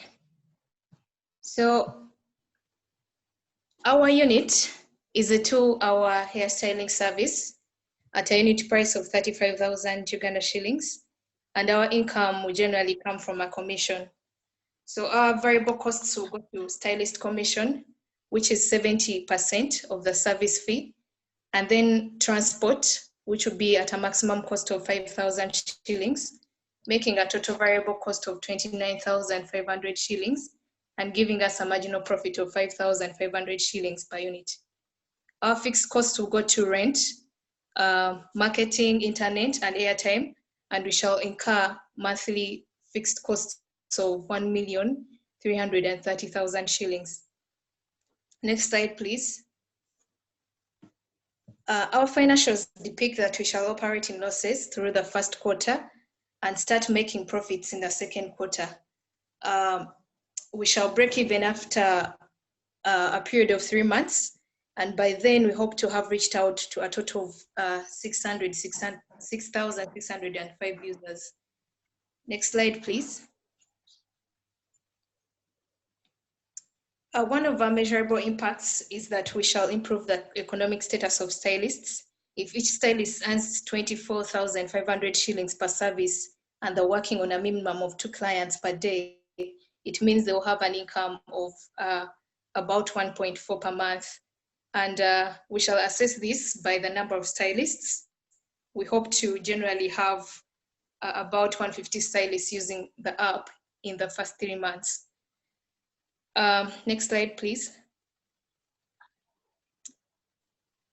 In the traction, we carried out a needs assessment survey online, and we reached about to 150 clients, and we have 100 people that are eager to use this application, especially during quarantine where mobility is limited and salons are closed.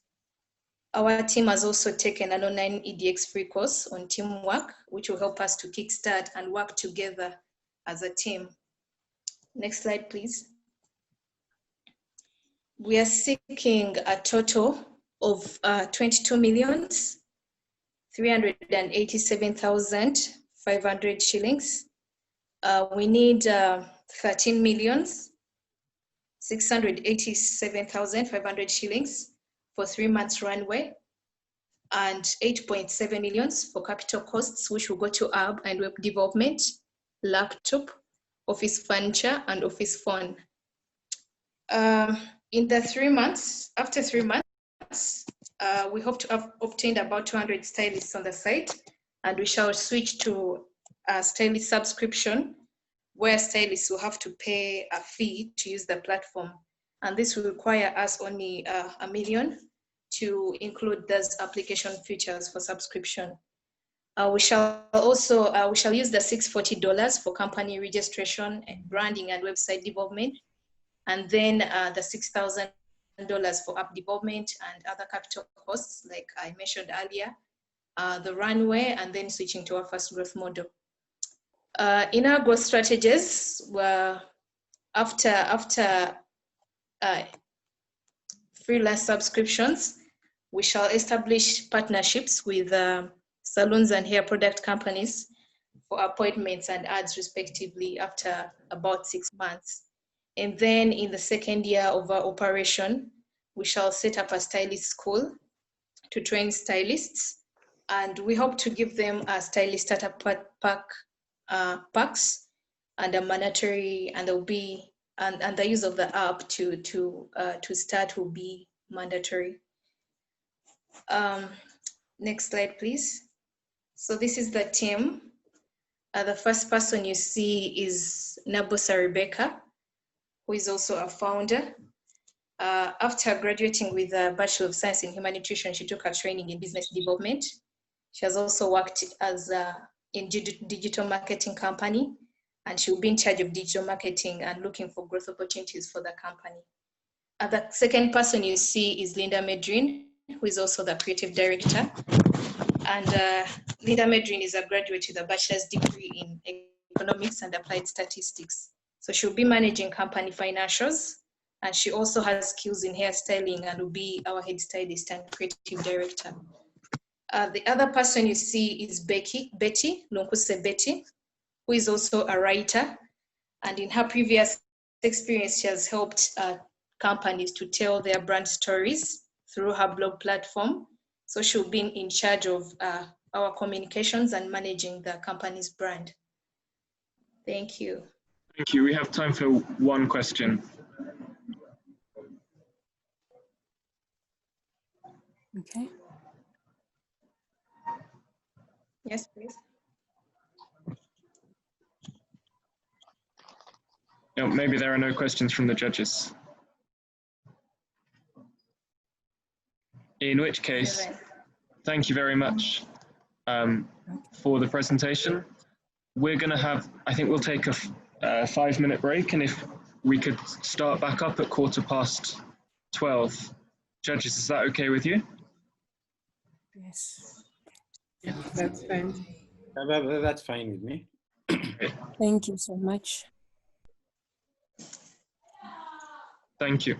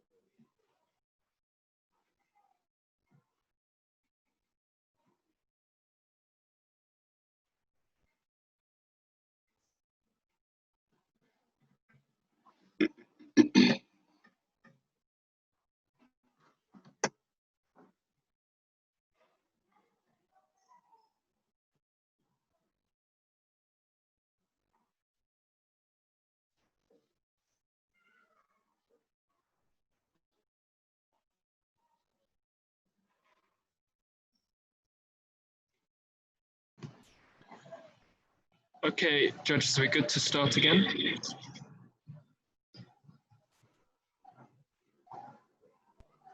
Okay.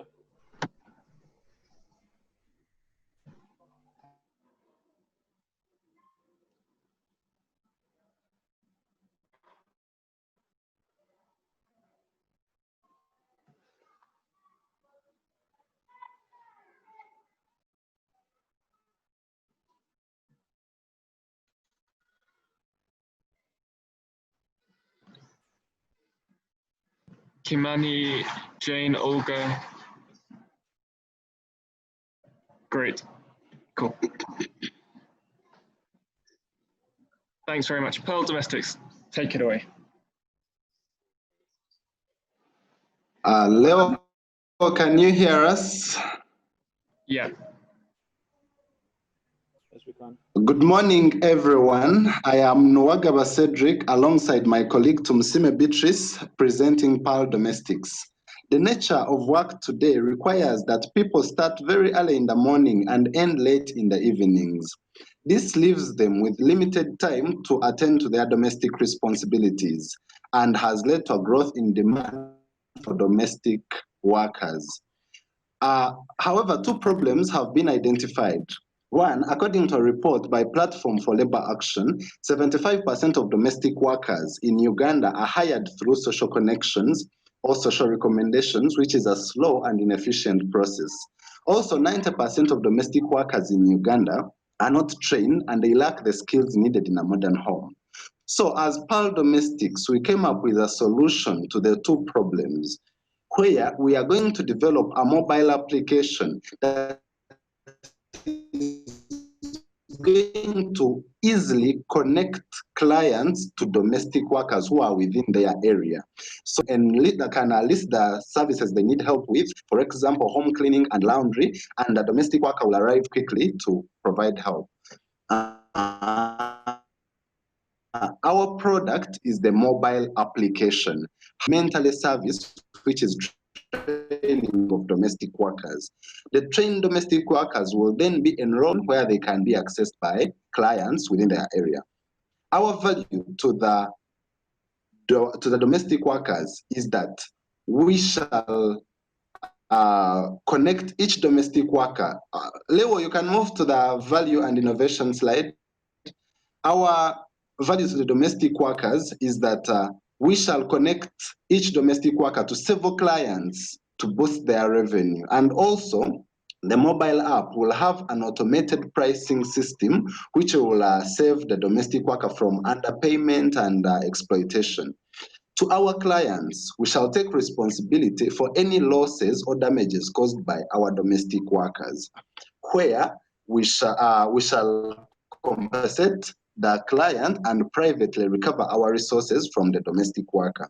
Accessing a domestic worker will also take less than 30 minutes. Now, in our market opportunity, an average household spends 100,000 on paying domestic workers, which is 1.2 million shillings annually. In our target market has over 5,000 households, that is Nakawa division, which spends 6 billion shillings every year on domestic workers. And in our serviceable market, 40,000 households spend 48 billion on services of domestic workers within Kampala metropolitan area.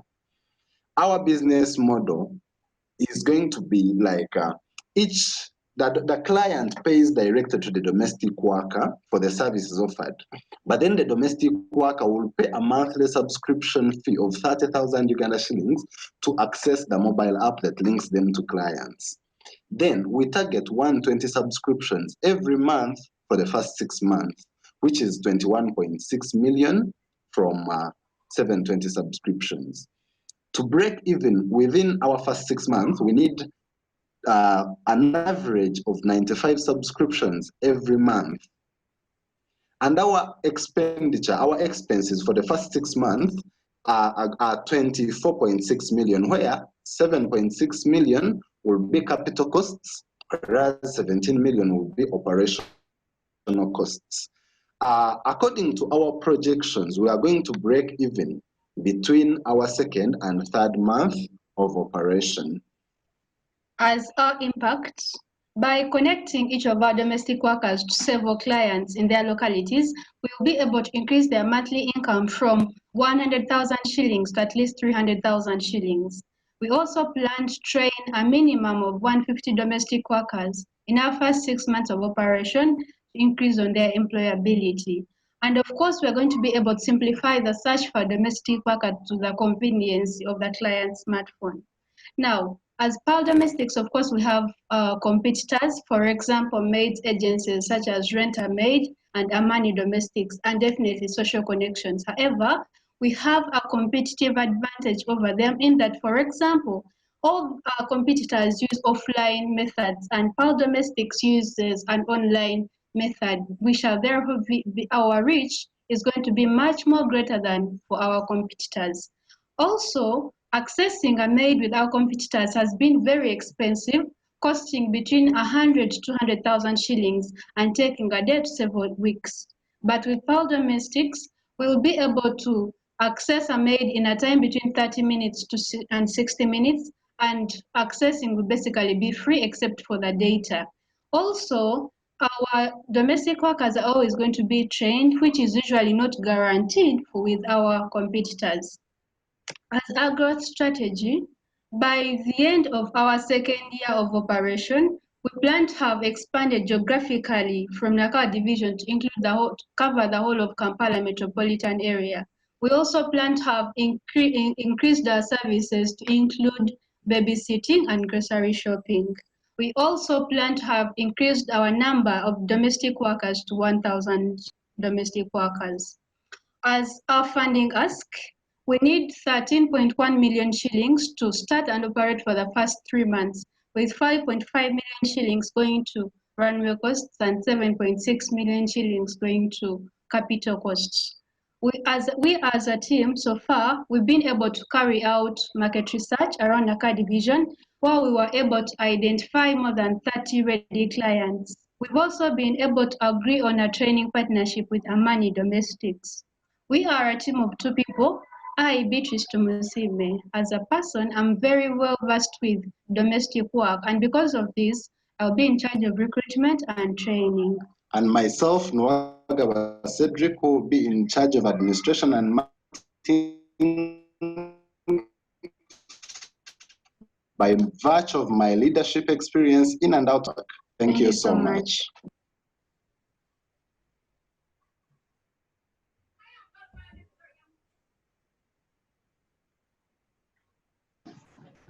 Thank you. Judges, any questions? Oh, yes, I have a simple question for the team. Cedric and Beatrice, thank you for the presentation. So we've had issues of manipulation of the housemaid and all that in Uganda. So I'm wondering, how are you going to ensure the safety of the maids that you're going to connect to your clients? How are you going to ensure their safety as a company? Secondly, do you think your clients will be willing to hire maids from your company other than just getting them directly from the villages? Do you think it's cheaper?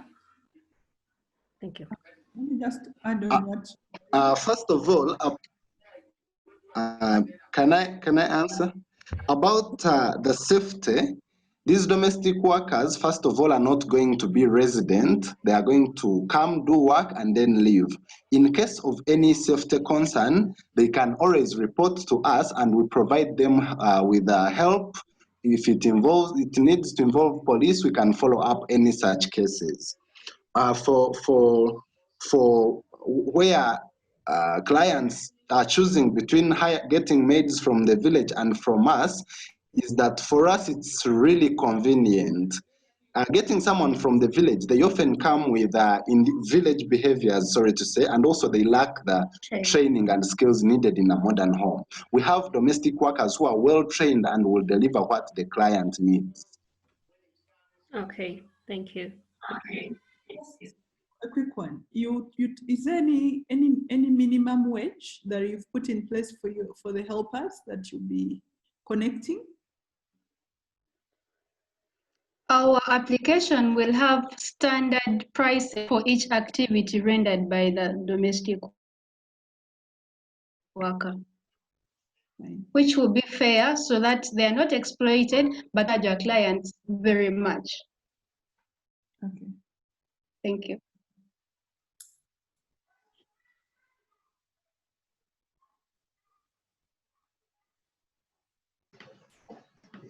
Okay, thank you very much. Next up, we have Poultry Village, Uganda. Hello, good afternoon. Can you see my screen? Yes, we can. You could make it full screen though, so that we can see your presentation fully. Good afternoon once again. My name is Julius Okurud. I'm here with my colleague Dominic Arugai to present to you a venture called Poultry Village Uganda, which aims at bringing poultry services and improved poultry species closer to rural poultry farmers. Poultry Village Uganda picks its motivation from the survey conducted in 2016 by the Food and Agriculture Organization, which showed that a majority of rural population take poultry as a bank from which they get financial support to meet their economic, social, and everyday domestic needs. However, the Food and Agriculture Organization continued to point out that no much attention has been given to poultry farming. For instance, the situations such as lack of access to veterinary services, that is, vaccines, increases uncertainty among poor farming households in the event of disease outbreak. Additionally, with the Uganda's poultry population projected at about 32.6 million birds, 89% of these are indigenous breeds and only 11% exotic. This imbalance in statistics is attributed to the location of most farms supplying exotic breeds of poultry in the central regions of the country. For example, Poultry Association of Uganda, Buyensika, Ugachik, all located in Kampala, and many others as indicated in our slide. Yet poultry farming is largely done in rural areas. The survey my colleague and I conducted indicate that only 1 in 50 households in Omodoi sub-county did not have poultry in their homes, for which most of these households without poultry were characterized by either being new startups or single parent-led, especially men. With our product of 4-week-old broiler chicks, users will enjoy high productivity of the broiler chicken in both egg and meat as opposed to the indigenous breeds. They will also enjoy quick growth and maturing ability of broiler chicken as opposed to indigenous breeds still. And unlike other exotic breeds, broiler chicken are adaptable to scavenging nature of survival. Finally, they will also encounter low risks associated with raising a 1-day-old broiler chick. Now, concerning what we are going to do different from other poultry enterprises is that with our selling points in the rural setting, this makes us easily accessible to our target users, which in this case are rural poultry farmers. Secondly, selling our product at 4-week-old helps reduce the uncertainty associated with raising a 1-day-old chick by a rural farmer who may not have a required skill. And finally, the provision of mentoring services to our clients gives them a chance to keep track of the do's and don'ts in poultry management practices. Again, looking at the competitors, Ugachi, Buyensika, Yoku, among others, we are the only ones who are going to sell 4-week-old chicks and then also provide after-sale services, that is monitoring of the progress of our poultry farmers, that is our clients, and as well, apart from Buyensika, we shall only be the ones training on how to make feeds locally, thus cutting the budgets and expenses by the local farmers. Looking at the market analysis, we are saying our total addressable market is mainly Eastern Uganda, with that statistics, and of which all the statistics we got from the publication done by Uganda Bureau of Statistics, that is of 2016 in partnership with National Population and Housing Census of 2014. Our total serviceable market is our district, that is Katakwi district, And our main market is, our main target market are the circle groups and households of Omodwe sub-county. On our business model, we expect to sell one chick at 5,000 shillings, and for which each chick costs per month include buying the chick and feeds, medication, and other costs like charcoal, that is for breeding, transportation for our buyers, among others, bringing our total variable cost to 2,600. As well, each month we also expect to spend on labor and other costs like water and taxation maybe, bringing our total fixed cost to around 500,000. Our capital costs include structure construction, buying drinkers and feeders, solar systems, other materials like brooding pots, paper, bringing our total capital cost to 6.4. We expect to break even after selling 209 chicks for a period of 4 months, as shown by our projection, our graph there. So our impact to the rural poultry farmer and the community will easily be seen when there is an increase in the supply of poultry and its product, especially eggs, to the local market. That is, if there is a shift in the current situation where local chapati sellers and local shops lack supply of eggs to better. Secondly, if there is an increase in the number of poultry birds in each household in Katakwi, as it may be reflected in Food and Agricultural Organizations' yearly publications on the status of Uganda's agri production. And finally, if there is an increase in the use of better poultry farming practices, such as vaccination and culling of chicken in the event of disease by the rural farmer. Looking at the traction, we're saying we're already having construction of poultry houses, that is mainly brooders, which is ongoing. You can see on the screen. We also have our website already set up on our website hosting. And as well, we've contacted some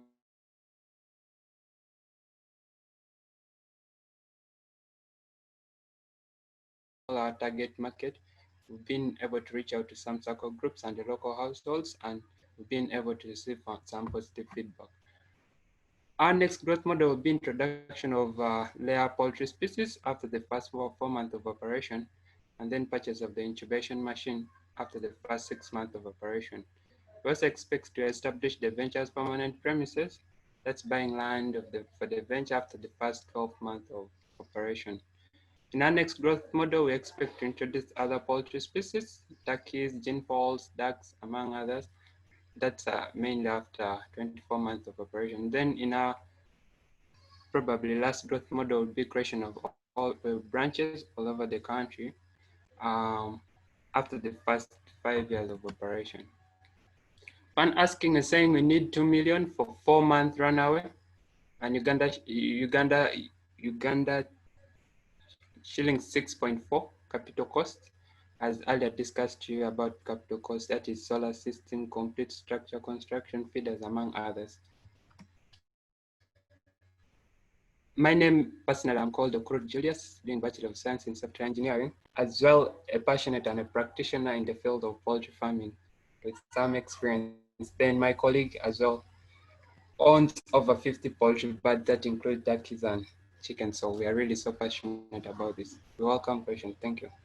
Thank you very much. We have time for one question. Let me just ask Dominic, how is the consumption of exotic breeds of chicken vis-a-vis the local chicken, especially coming from Teso, a region that is synonymous for local breeds of chicken? And if you're looking at that as a market, how is that going to be absorbed? Okay, we are looking at it at this angle here. We are going to provide this chicken a local free-range system of raising them locally, which makes them look like they are local chicken. As we already pointed out in our solution, that broilers, unlike other exotic breeds of chicken, easily adapt to scavenging nature of survival, which local chicken do. Okay, but they're selling something that is and something that looks like. But thank you. Oh. Okay, thank you. Next up we have Repelia.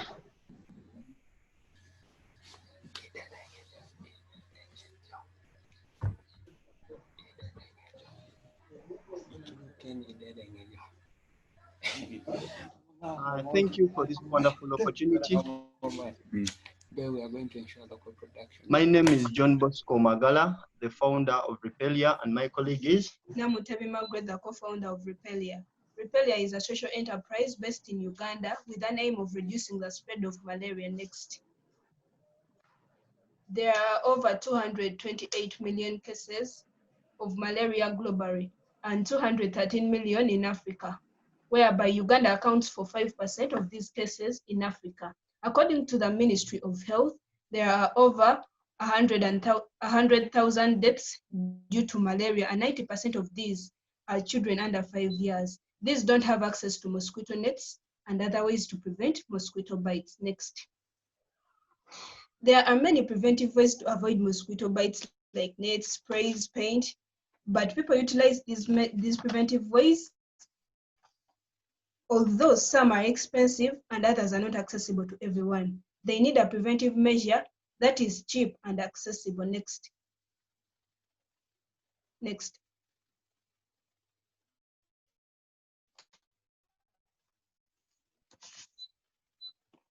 We bring unorganic, locally made mosquito repellent soap that prevents mosquito bites on someone's skin for longer hours. And this soap repels mosquitoes on somebody's body, whether outside a room or inside. Next. Our soap Repelia is cheaper and accessible compared to other existing soap repellent because it repels mosquitoes for 10 hours, meaning that it is more effective than the existing soap repellent. It is appealing because it is in different colors. That's white, pink, and yellow. It does not bring heat air like some sprays and has no irritating odor. It can be used outside of a room, unlike all other preventive measures. It is environment friendly because it is made of an organic repellent ingredient. Next. We are going to first target children below 5, since they make the bigger percentage of people who die of malaria annually. We are starting with children and their mothers in the communities, whereby our product will be sold door to door. We distribute in homes, shops, and supermarkets. We shall later go on to hospitals where there are many pregnant mothers and other patients. Then schools where many students gather and finally round up with hotels and guest houses. Next. We are going to impact both youths and the people who use our product, whereby we are going to employ youths in the community where we are going to sell our soap. We shall engage these youths in different workshops, whereby they will gain personally and develop. They will be mentored and also gain entrepreneurship skills through the workshops that will be provided by Repelia Limited. These youths will require to join the circle by depositing 10% of their wage to the circle. And after a year, they will be getting their money they've saved by giving us a plan whereby they will be able to invest their money wisely and properly. Repelia will be also able to reduce on the cost of families which they incur in treating malaria as well as preventing malaria. Next. Yes, thank you. For our costs, we have fixed costs and variable costs. Our variable costs include ingredients, transport, marketing, and branding. And our fixed costs include Akativa. I couldn't find the English name of that thing, like that place where that material we use for making soap, salaries, utilities, beakers, rent, and buckets. So our total variable costs are 1,150,000, and our total fixed costs are 1,490,000 in a month. And our total operational costs are 2,640,000. So to get the cost per unit piece of soap, we are going to divide the total operational costs by the 700 units of soap 700 pieces of soap that we are going to produce per month for the first 6 months. And when we divide, we get 3,771 shillings. Next. We are going to earn by selling our soap.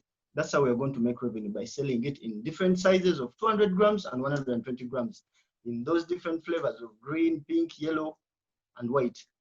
We are targeting 700 pieces of soap per month for the first 6 months, and the next 6 months we shall be selling 1,000 per month. Each unit of soap costs 3,771. So we are selling 4,000 shillings for the 120 grams and 5,000 for the 200 grams. We shall break even in the 7th month. In the 7th month, we shall be producing 1,000 units of soap, but the average unit of soap we need to produce each month is 742. So for competition, we have various soaps. We have organic, toilet soap, and ordinary soap, but we are putting emphasis on the price and accessibility. So as you can see, organic is 11,000 and Repelia is 4,000. Organic repels for 6 hours and Repelia repels for 10 hours. And ours is available in all shops, yet organics is limited to Mpigi area. Next. So for the growth strategy, we are first starting with the areas of Kasangati and Gayaza, then continue to Wakiso, then Wakiso and Kampala, then Wakiso, Kampala, and Mukono. We want a realistic target area and target market. So for the target market, as we said, we're starting with communities, with their mothers and young kids, then hospitals, schools, then lastly hotels and guest houses. And for the first year, we are doing a 60. For the first year, we are doing a 60-40. 40% will be 120 grams and 70% will be 400 grams. The team? Next.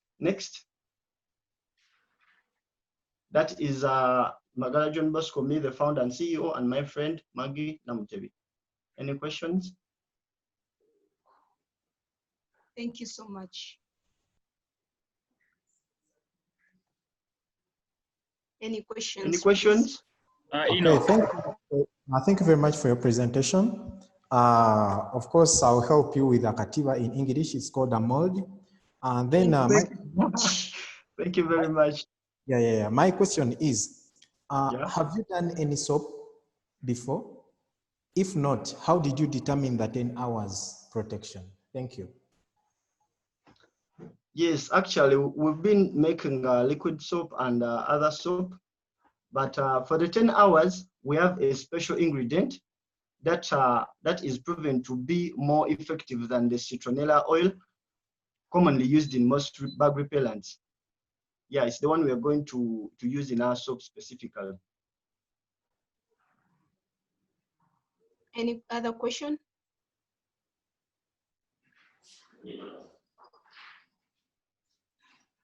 Yes.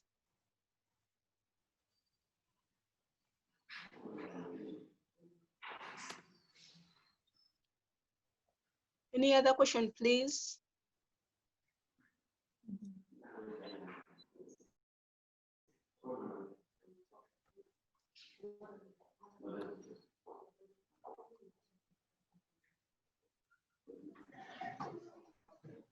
Yeah, I think there are no other questions. So thank you very much for the presentation. And next up, we have the Honey Master Uganda.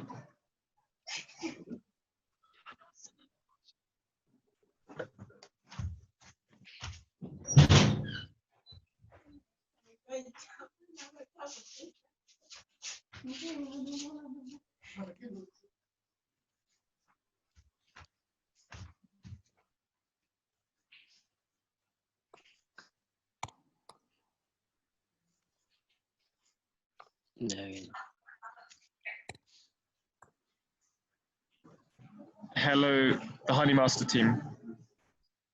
Are you able to start?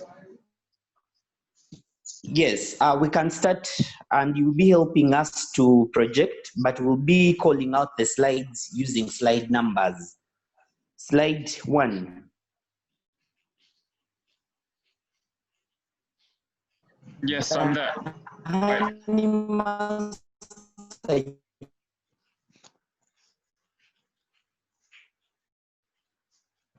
Sorry, please start.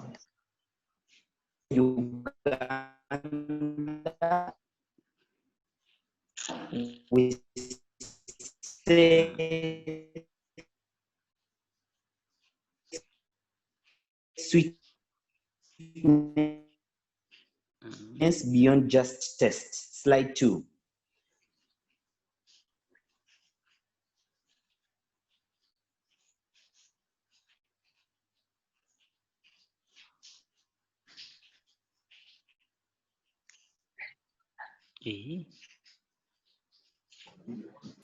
I think there's a problem with Derek's internet. He's just dropped off. So could someone else from the team take over? Brian or Dorothy?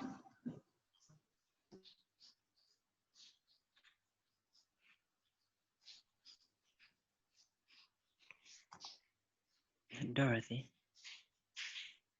Oh my God. Hello.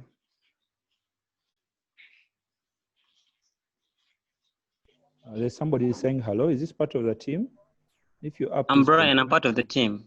Okay, please continue. Oh my. From where Derek stopped?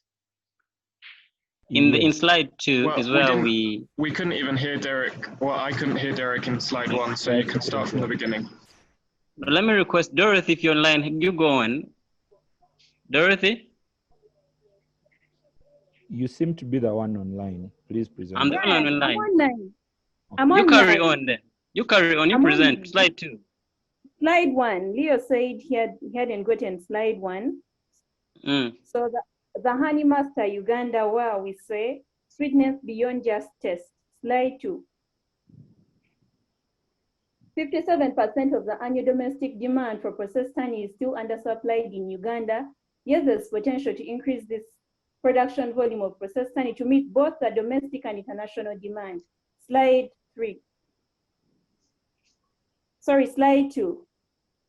Produce Marketing Association report 2005 shows that the annual demand for honey in Uganda is up to 3,600 metric tons, with a total supply of 1,038 metric tons per year, leaving a deficit of 2,062 metric tons per year. This contribution is majorly done by the northern and western parts of Uganda, yet this demand can be met with contribution from the eastern part that has the highest level of colonization of 72.1%. Next slide. Next slide, please.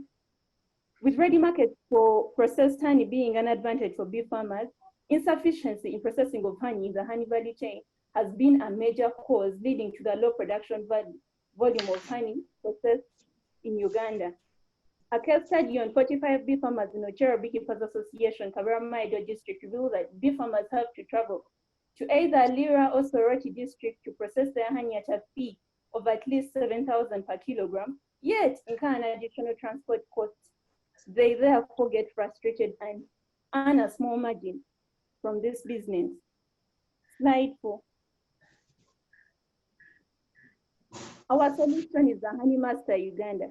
Now the Honey Master Uganda, we are going to use a manual honey strainer initially, and it processes up to 20,000 kilograms of honey per usage. Our plant is planned to be set up in Kabarama-Maido district, Eastern Uganda, to cheaply and conveniently process honey for bee farmers from areas covering Dokolo, Amolata, and Kalaki district at a fee of 5,000, which is lower by 2,000 from the normal price that is usually paid. The advantage is allocation of the plant is that farmers will have to access and therefore reduce costs of processing their honey. Slide 5. Our target market being 45 bee farmers in Ochero Beekeepers Association, we anticipate to earn 12 million per season from our target market. Slide 10.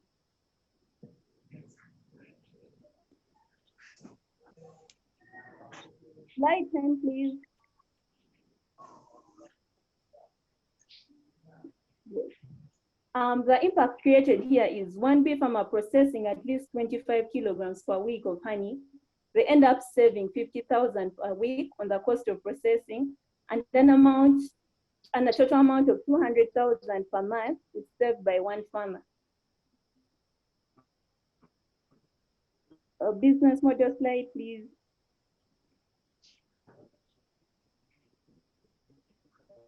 So our 1 unit of a product is a kilogram of honey processed at 5,000 shillings, and we will earn a profit of 1,500 for each unit of honey processed. The next slide. We anticipate to break even in the fifth month of operation with 471 kilograms of honey processed, which will be in the fifth month of operation. Next slide.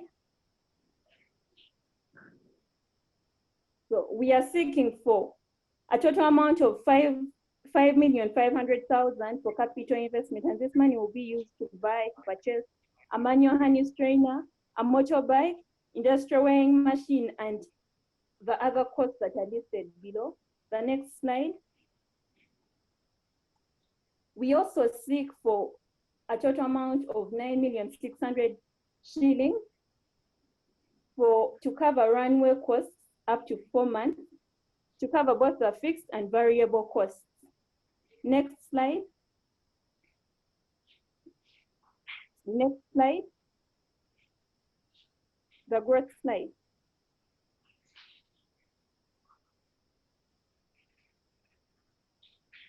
Growth slide, please.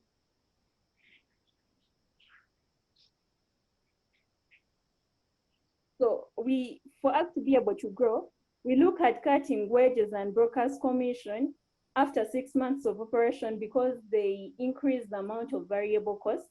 We also look at purchasing a 0.5 ton per day honey processing machine, which is a 3-in-1 functional machine, and it will be purchased in the second year of operation. Traction, please.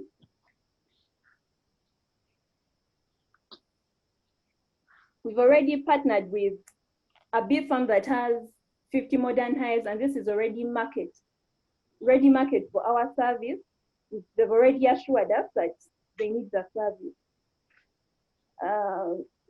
Second last slide, please.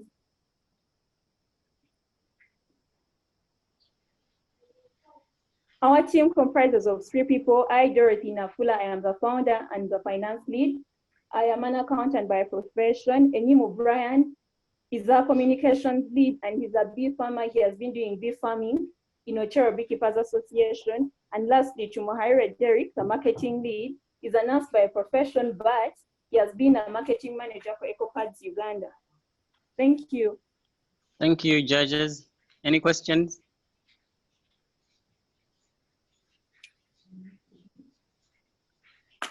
Yeah, thank you so much for your presentation. I just want to I have one question to ask you. The equipment that I've seen you display for honey processing looks a very simple equipment, which I believe farmers can afford. So what is so special with that equipment that farmers travel long distances to access the same to process their honey? You answered the question, sir, because they can't afford it. I'm asking what is so special with the equipment, because from the picture, it looks quite simple, that it can even be fabricated locally. Now, the special thing about this equipment is generally one, it helps to process pure honey. You're not going to go local and process it maybe but at the same time, it also helps us process a large quantity and in terms of kilos. Also, can I add? Yes, go on. Also, this machine is not yet in the eastern part of Uganda.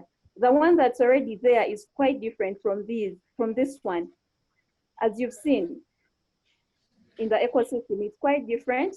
The one used in Soroti is very basic. It only takes up to 5 kilograms of honey to be processed, but this one processes up to 20 kilograms of honey, and it will be the second one, which is better in the eastern part of Uganda.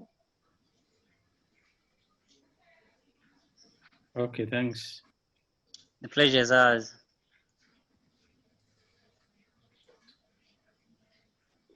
Any other questions? Your leaderships and lordships and the... Just one comment. I think Yes, your please. business may be better off selling the machines to farmers instead of you setting up these machines, because anybody else will also be able to do the same thing quite easily. Okay, thank you. Okay. Thank you very much. Thank you. Next up, we have Tomato Processors Uganda.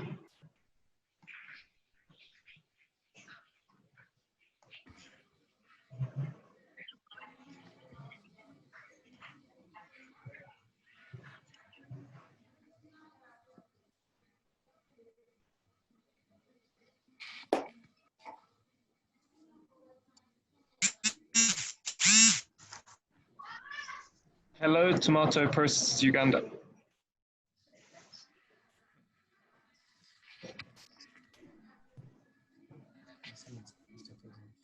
Hello, Team Topu. Yes, hello. Yes, hello. Good afternoon, everyone. Hello, Mr. Leo. Yes, we can hear you. Please start. Good afternoon, everyone.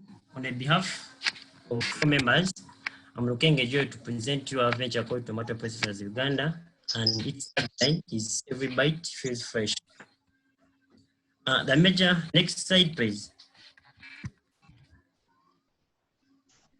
The major problem we're solving is side dependence of Ugandans on less safe and expensive imported tomato ketchup in Uganda. This is due to lack of enough tomato processing factories, leading high tomato sales of about 50%. This is published by Kojo in the year 2016. Let's go to the next slide, please. As Topo, we produce tomato ketchup to solve the above mentioned problem, and it's affordable, it's very nutritious, very tasty, and of good quality. Next slide. And how are we different? As Topo, we are unique in a way that our sweetener is honey instead of sugar. Honey is associated with a lot of health benefits. For example, its ability to increase blood sugar levels is lower than that of sugar, and it has a high nutrient content, as shown in that slide. Let's go to the next slide. To break even in growth model 1, we plan to supply tomato ketchup to over 18,600 customers, including home users, school-going children, customers of hotels, restaurants, and stores that sell fast foods. We plan to be the major producers and suppliers of tomato ketchup in the entire Uganda, and also export our products in our second year of operation. Let's go to the next slide. Our business model, each unit of our product is 6 bottles of 140 grams of tomato ketchup, and each bottle sold at 2,000. Hence our unit is 2,040 grams sold at 12,000. The variable cost of each unit will be 7,430, giving us a profit of 4,570 shillings per unit. And the other side shows fixed. And the other side shows fixed costs we need monthly for growth model 1 in details. Let's go to the next slide. Our venture will produce and sell 1,204 units to become self-sustainable, which is expected to happen in the 3rd week of operation, as shown in the graph. And profits generated in growth model 1 will be enough to cover the runway, which is 5.8 million as estimated. Let's go to the next slide. We need 5.25 million on capital costs. We shall also need 7.1 million on fixed costs and 2.5 million on variable costs for our first growth model 1. And profits generated in growth model 1 will cover runway of growth model 1 and also fund growth model 2 till its break-even point. Let's go to the next slide. That's our growth strategy, in that our venture will expand every after 3 months, and at the end of the first year in growth model 4, we shall have acquired the required capacity to export our product. Let's go to the next slide. According to the tomato farmers in Rakai, over 20 tons of tomato ketchup are recorded to be wasted in Rakai every day. Our venture plans to process minimum of 10 tons in that year for local and international market, as shown in that slide. So let's go to the next slide. So for the impact assessment, in research we conducted on our user segments, findings show that we need a reliable supplier. Okay, like whatever our customers need, a reliable supplier of tomato ketchup that is tasty, affordable, nutritious, and well packed in portable quantities. So the other side shows our key performance indicators. Let's go to the next slide. Our competitors include, for our competitors, we have Dula tomato ketchup, we have Zesta tomato ketchup, we have American Garden ketchup, and the currently most consumed tomato product is Macdorf tomato sauce, which is tomato ketchup, whatever substitute, but top is more tasty, nutritious, thicker, and portable than it. So that's when we beat this currently consumed tomato ketchup product. Let's go to the next slide. This is our nearby project. It's enough for us till when we break even. We shall reach our main market in Kampala through wholesale shops in growth model 3. We shall establish a branch in Kampala producing top tomato ketchup. Next slide, please. For the attraction, all products we produced were sold off. Then we have a pending order of around 37. 10 of the 37 pending orders are sold to old customers. So most of these ones are due to, we have some pending orders for the old customers. Let's go to the next slide.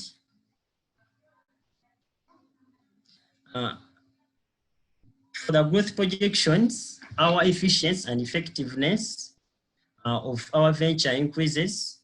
Sales will increase with the profits, and the rate at which profits increase is higher than the rate at which sales increase, hence assured sustainability.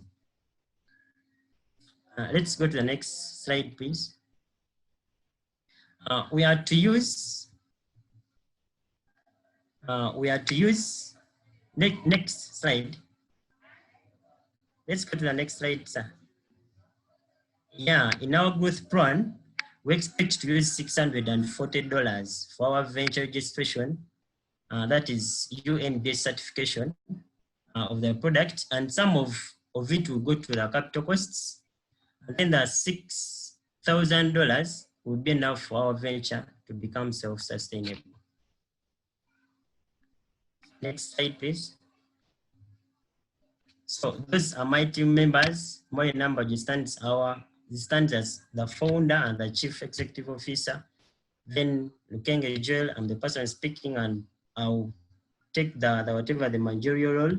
Then we have Nabukalu Jarida as listed above. And then Namora Road is also part of our project. Next slide. Those people are all have experience and passion for what they do. Their leadership management and entrepreneurship skills ensure the sustainability of the venture. those are basically for instance. Thank you very much for listening to us.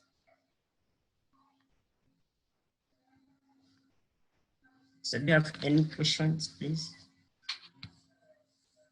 Okay, thank you for your presentation. But you just forgive me for this, but personally, I feel like you did the presentation either today morning or yesterday. You not organized at all. Actually, your presentation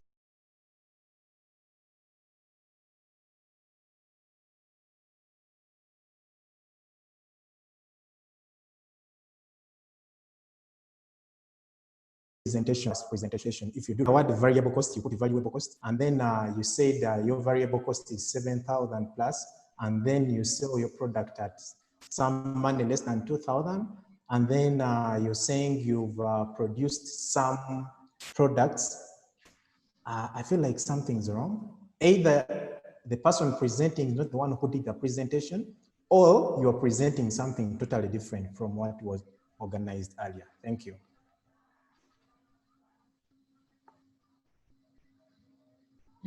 Yeah, I think I agree with you, Enoch, to a great extent, but also just to say that the clarity in what you're doing hasn't come out very clearly.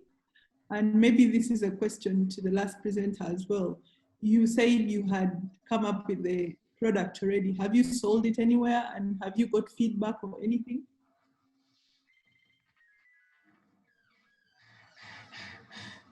Okay. Are you getting me?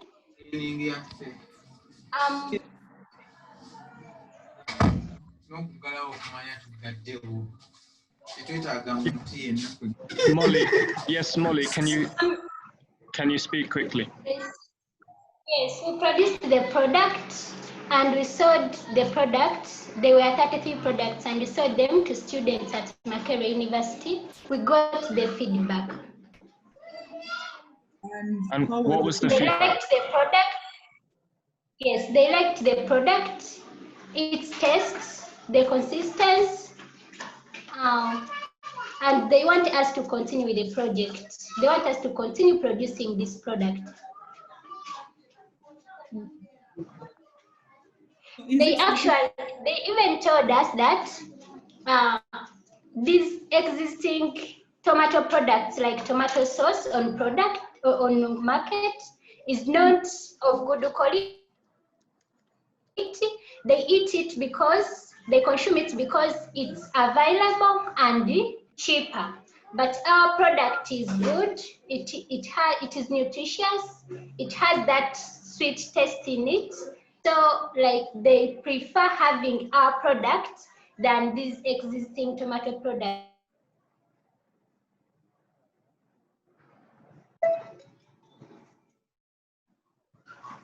Than any other existing tomato ketchup on market, any other brand. Are you certified or are you looking to certify? With We are looking to certify.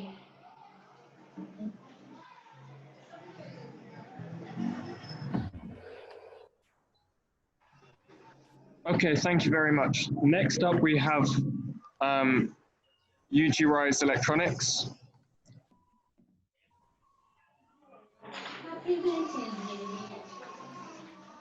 I'll let you take it away. Hello, everyone. My name is Kayemba Charles on behalf of my team, and our venture is UG Rise Electronics Limited. Its tagline is Growing a Safer World. The Occupational Safety and Health Administration, together with the National Fire Protection Association, came up with our statistics, indicating a very large number of electrical distractions due to extension codes. In Uganda, the problem was found out to be due to substandard extension codes on the market by UNBS. Tackling the problem above, we bring to you UG Rise high-duty double insulation extension codes, which are very reliable and very much affordable. Extension cords are made from thick copper of 2 millimeters diameter, no overheating, no short circuits, and can therefore be used with all commonly used electrical devices. Another key feature is the earth port opener. Most people using two-terminal devices like phone chargers struggle to fix them in the ports using pens, sticks, metallic rods, and others, which may cause electrical shocks and short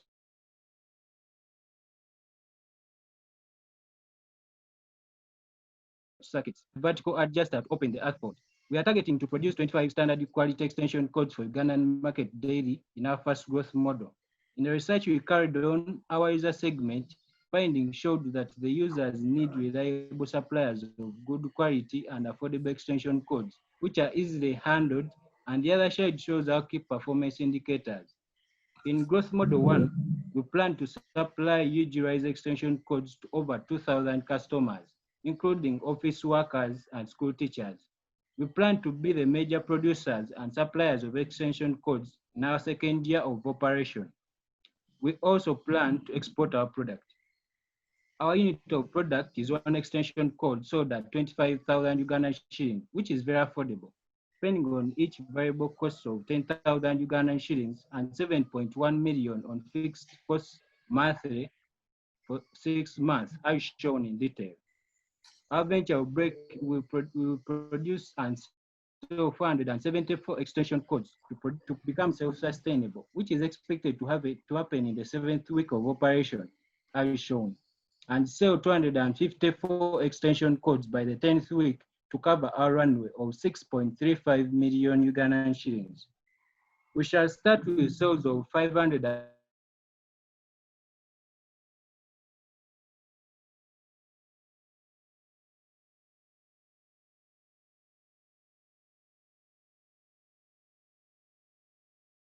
and 25 and after 3 months we'll look at 0.1 million Ghana shillings on fixed costs and 2.5 million Ghana shillings on variable costs for our first growth model. Profits generated in first growth model cover our runway of growth model 1 and also fund growth model 2 till its break-even point.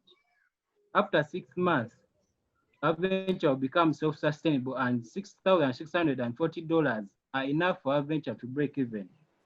Our competitors are GRD2, Unitsoft IT Uganda Limited, and G&T. We are to outcompete them as shown in this slide. We are to be located in Nakawa and to partner with Texas Instruments for electrical components, Nice House of Plastics for plastic casings, and Cable Corporation Limited for electric cables, which will reduce our cost of production. Currently, we have a small-scale workshop which has existed for 2 years in Zana, named Ivo Computer Doctor and Electronics Repair, as shown in the picture, where we repair electronics, including extension codes. We used our personal savings to establish this workshop. We found out that among the electronics bought for repair monthly, most of them are extension codes, simply because the biggest percentage of extension codes on Ugandan market are fake. For that reason, we started developing a utilized extension code, which has the risk of getting damaged, destroy property, and also harm people. Shown in the picture is the CEO repairing an extension code of parking. We are to use $640 in doing partnerships and also initiate the process of registration of our venture. $6,000 are enough for our venture to become self-sustainable. The team is led by Kaemba Charles, doing electrical engineering at Makerere. He has skills in electronics design, electronic embedded system, and project management, and worked on a team that innovated the phone charging system at Makerere during their research term. He also led the project of Community Potential Empowerment Uganda under the Millennium Fellowship Class of 2019. The Deputy CEO is Namba Jomoli, winding up with the Environmental Health Science course. She is skilled in project management and supervision. She is the Evaluation Officer for Youth-Led Initiative for Sustainable Health and the coordinator in the department handling prevention of non-communicable diseases. Our marketing director is Akankwasa Jolivius, pursuing telecommunications engineering. He did a short course in entrepreneurship and marketing and has marketed for several businesses and projects like land purchase under Jomai Property Consultants. Thank you all for listening. That's our venture, Ujurize Electronics Limited, growing a safer world.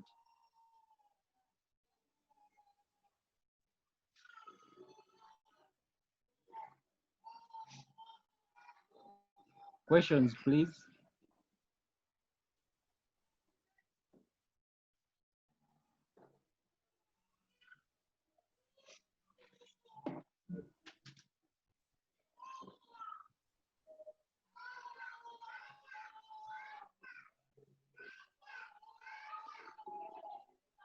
I just wanted to know how you're going to scale your production. Enoch? Sorry. How are you going to scale your production? We are going to scale our production. First of all, in the beginning, we will first analyze our market and which part needs which part needs large numbers of extension codes. For example, in offices, it is rare to find that people don't use these devices.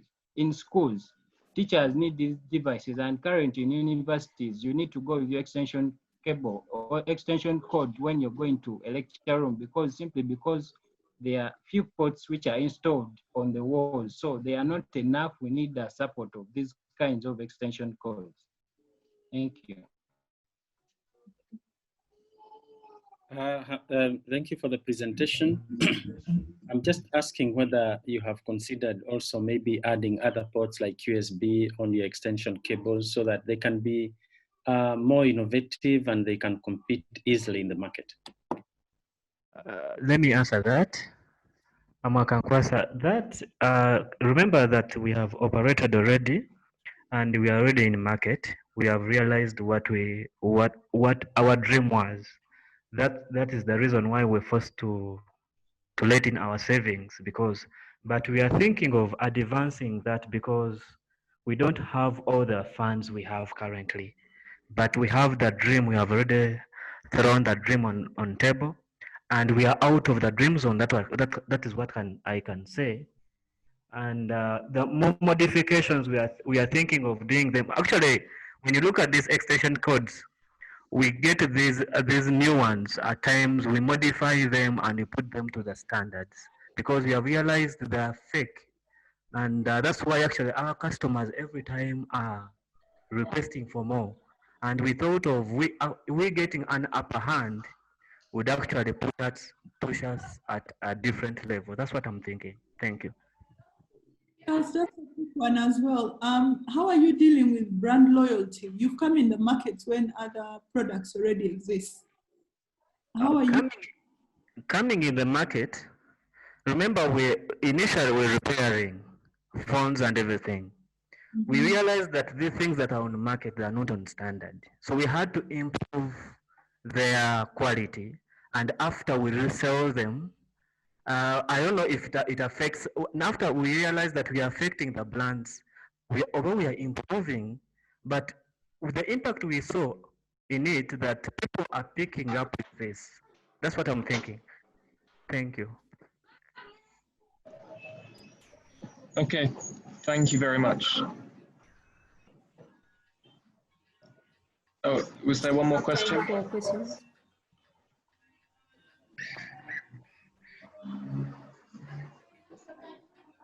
The question, I've raised the concern. I wanted to say something after the presentations. Is it fine? You maybe I say out something because I've seen a problem with my fellow members, and I have a feeling that if I express it to you, maybe you will get to. Is it fine? I don't know. If you have 30 seconds. Can I let it out now? You have 30 seconds. Okay. I've realized one thing. I've pushed in two projects initially. That is Chain of Empowerment Uganda and Youth Financial Developers. But I've realized a problem in our fellow scholars that when they were presenting, you people, you are looking at the documentation, the quality of documentation. But this is business, and I was actually, my aim was that, because starting is ever very hard. When I looked at their businesses, the way they are thinking of how to come up out of that, as a businessman, for sure, starting is very hard. They're just in their dream zone. At times, I like someone who shows out their capability before I bring out the quality of the documentation. That's what I'm thinking, that social venture is mainly concentrating at the documentation. but you're not looking at the start. And I've actually seen that most of the things they're requesting, at times they're just in their dreams, and because they've not seen already what is out. And that's why actually I was so, because when I realized that my projects that I pushed in, the challenge was more about the documentation. I don't know Thank if you. Thank you. The reason thank you. we ask for this is often the quality of the documentation is very often in proportion to the quality of the idea. Now we're coming to youth and community fishing. Okay, thank you.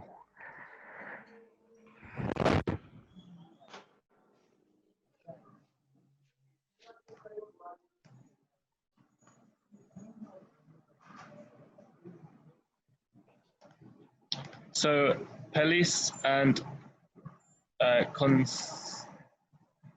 Conscious, please take it away. Can we be the ones to go to the next slide? Like, excuse me, hello? Hello? Yeah, we are requesting that you give us the permission maybe to keep going to the next slide.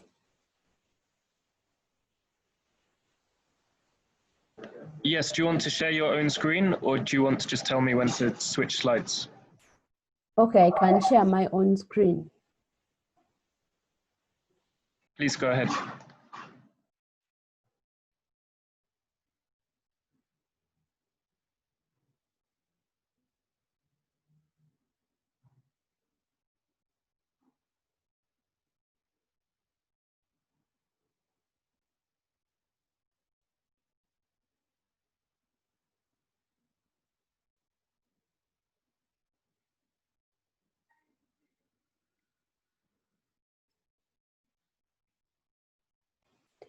All right, thank you. I greet you all. I'm Ivory Anil Pelis with my colleague Ahawe Koneshas from the Youth in Community Fishing, YCF Social Venture. And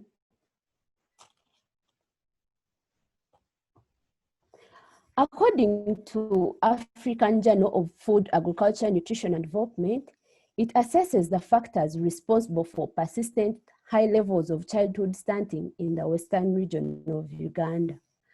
And malnutrition has been a great challenge in this region, despite it being called the food basket of the country. Malnutrition does not only affect children, but also adults. As we know, malnourished children don't perform well in school, while malnourished adults are unable to be fully productive workers and are likely to be ill, thus straining the already overburdened health systems.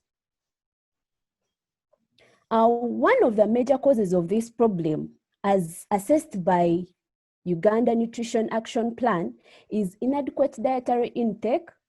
These people have poor access to diversified foods. And YCF solves this problem through fish farming. The highly nutritious fish is made available and accessible to the people.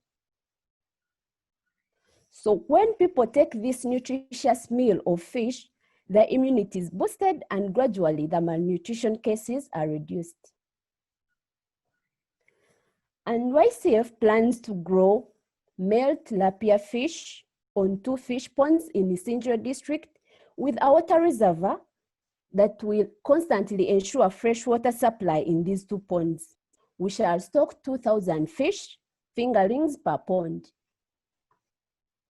The existing fishing takes place in Lake Nakivale, Lake Ramrunga, River Kagera, which are currently experiencing overfishing. But due to scarcity of fish, 1 kilogram of fish ranges from 10,000 to 12,000 according to the season. But with YCF Venture, we are making this fish available at only 8,000 shillings per kilogram. This means that half a kilogram goes for 4,000 and a quarter for 2,000. We are trying to make sure that at least almost all households can afford this fish to improve on their diet And us being cheaper than our competitors, as well as not supporting overfishing because we are rearing only male tilapia fish to avoid further reproduction, this gives us a competitive advantage. And our target market is the households and hotels in the Sinjiro district. As a report made by Uganda Investment Authority highlights fish farming as one of the investment opportunities in the area, which our venture shall incur capital costs of 5 million, variable costs of 8,100,000, fixed costs worth 6,400,000, and the revenue shall be 32 million, and this will be got from selling 4,000 fish each at 8,000. Our runway for the venture shall be 14,500,000, and we shall break even at a point when we sell 1,072 fish. Therefore, our funding ask is 19,500,000 Ugandan shillings to help us run the venture till the break-even point. We hope to increase on the number of ponds as well as expand to other districts so that very many people can get access to this fish, to this nutritious fish so that their diet is greatly improved, and in that way, the malnutrition cases will be reduced, will gradually reduce. And we also plan to start breeding fish fingerlings ourselves and even sell them to other farmers. That will be our side source of income. We also plan to take part in agricultural expos, for example, the Harvest Money Expo organized by the Vision Group, so as to enlarge our market size as well as create social media accounts for advertisement. What we've done so far, we've visited and interacted with the district fisheries officer in Sinjiro district, who surveyed the land and recommended it suitable for fishing. We've so far paid 250,000 to rent the land, and we are still remaining with 250,000 shillings. And we've been in touch with the Kabeihura Farmers Limited, a group of farmers that rear fish, located in Chamhunga Bushenyi district, for more guidance. We remain the team Ahabwe Conesius, founder and CEO, economist with great passion in farming, and I, Ayebare Anil Pelis, co-founder and marketing director, doing telecommunications engineering, using the communication skills to market our product. Thank you so much for listening.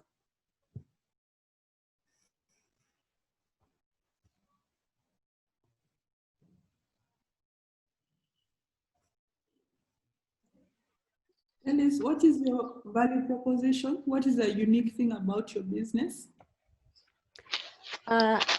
We are dealing, first of all, we are trying to do fish farming using ponds, and on the innovation here, our fish shall be cheaper than the existing price. We are selling fish at 8,000, while the current price has been 10,000 to 12,000, depending on the season. So we believe this will give us the competitive advantage. So are you already in business? I missed out that. No, we are not yet in business, but we are trying to first get the ideas. That's why we are interacting with the Kabeihura Farmers Limited, who are already in the business together. And we've also been in touch with the district fisheries officer, who surveyed the land and recommended it suitable for fish farming. Finally, anything regarding what you're going to use for your fish farm?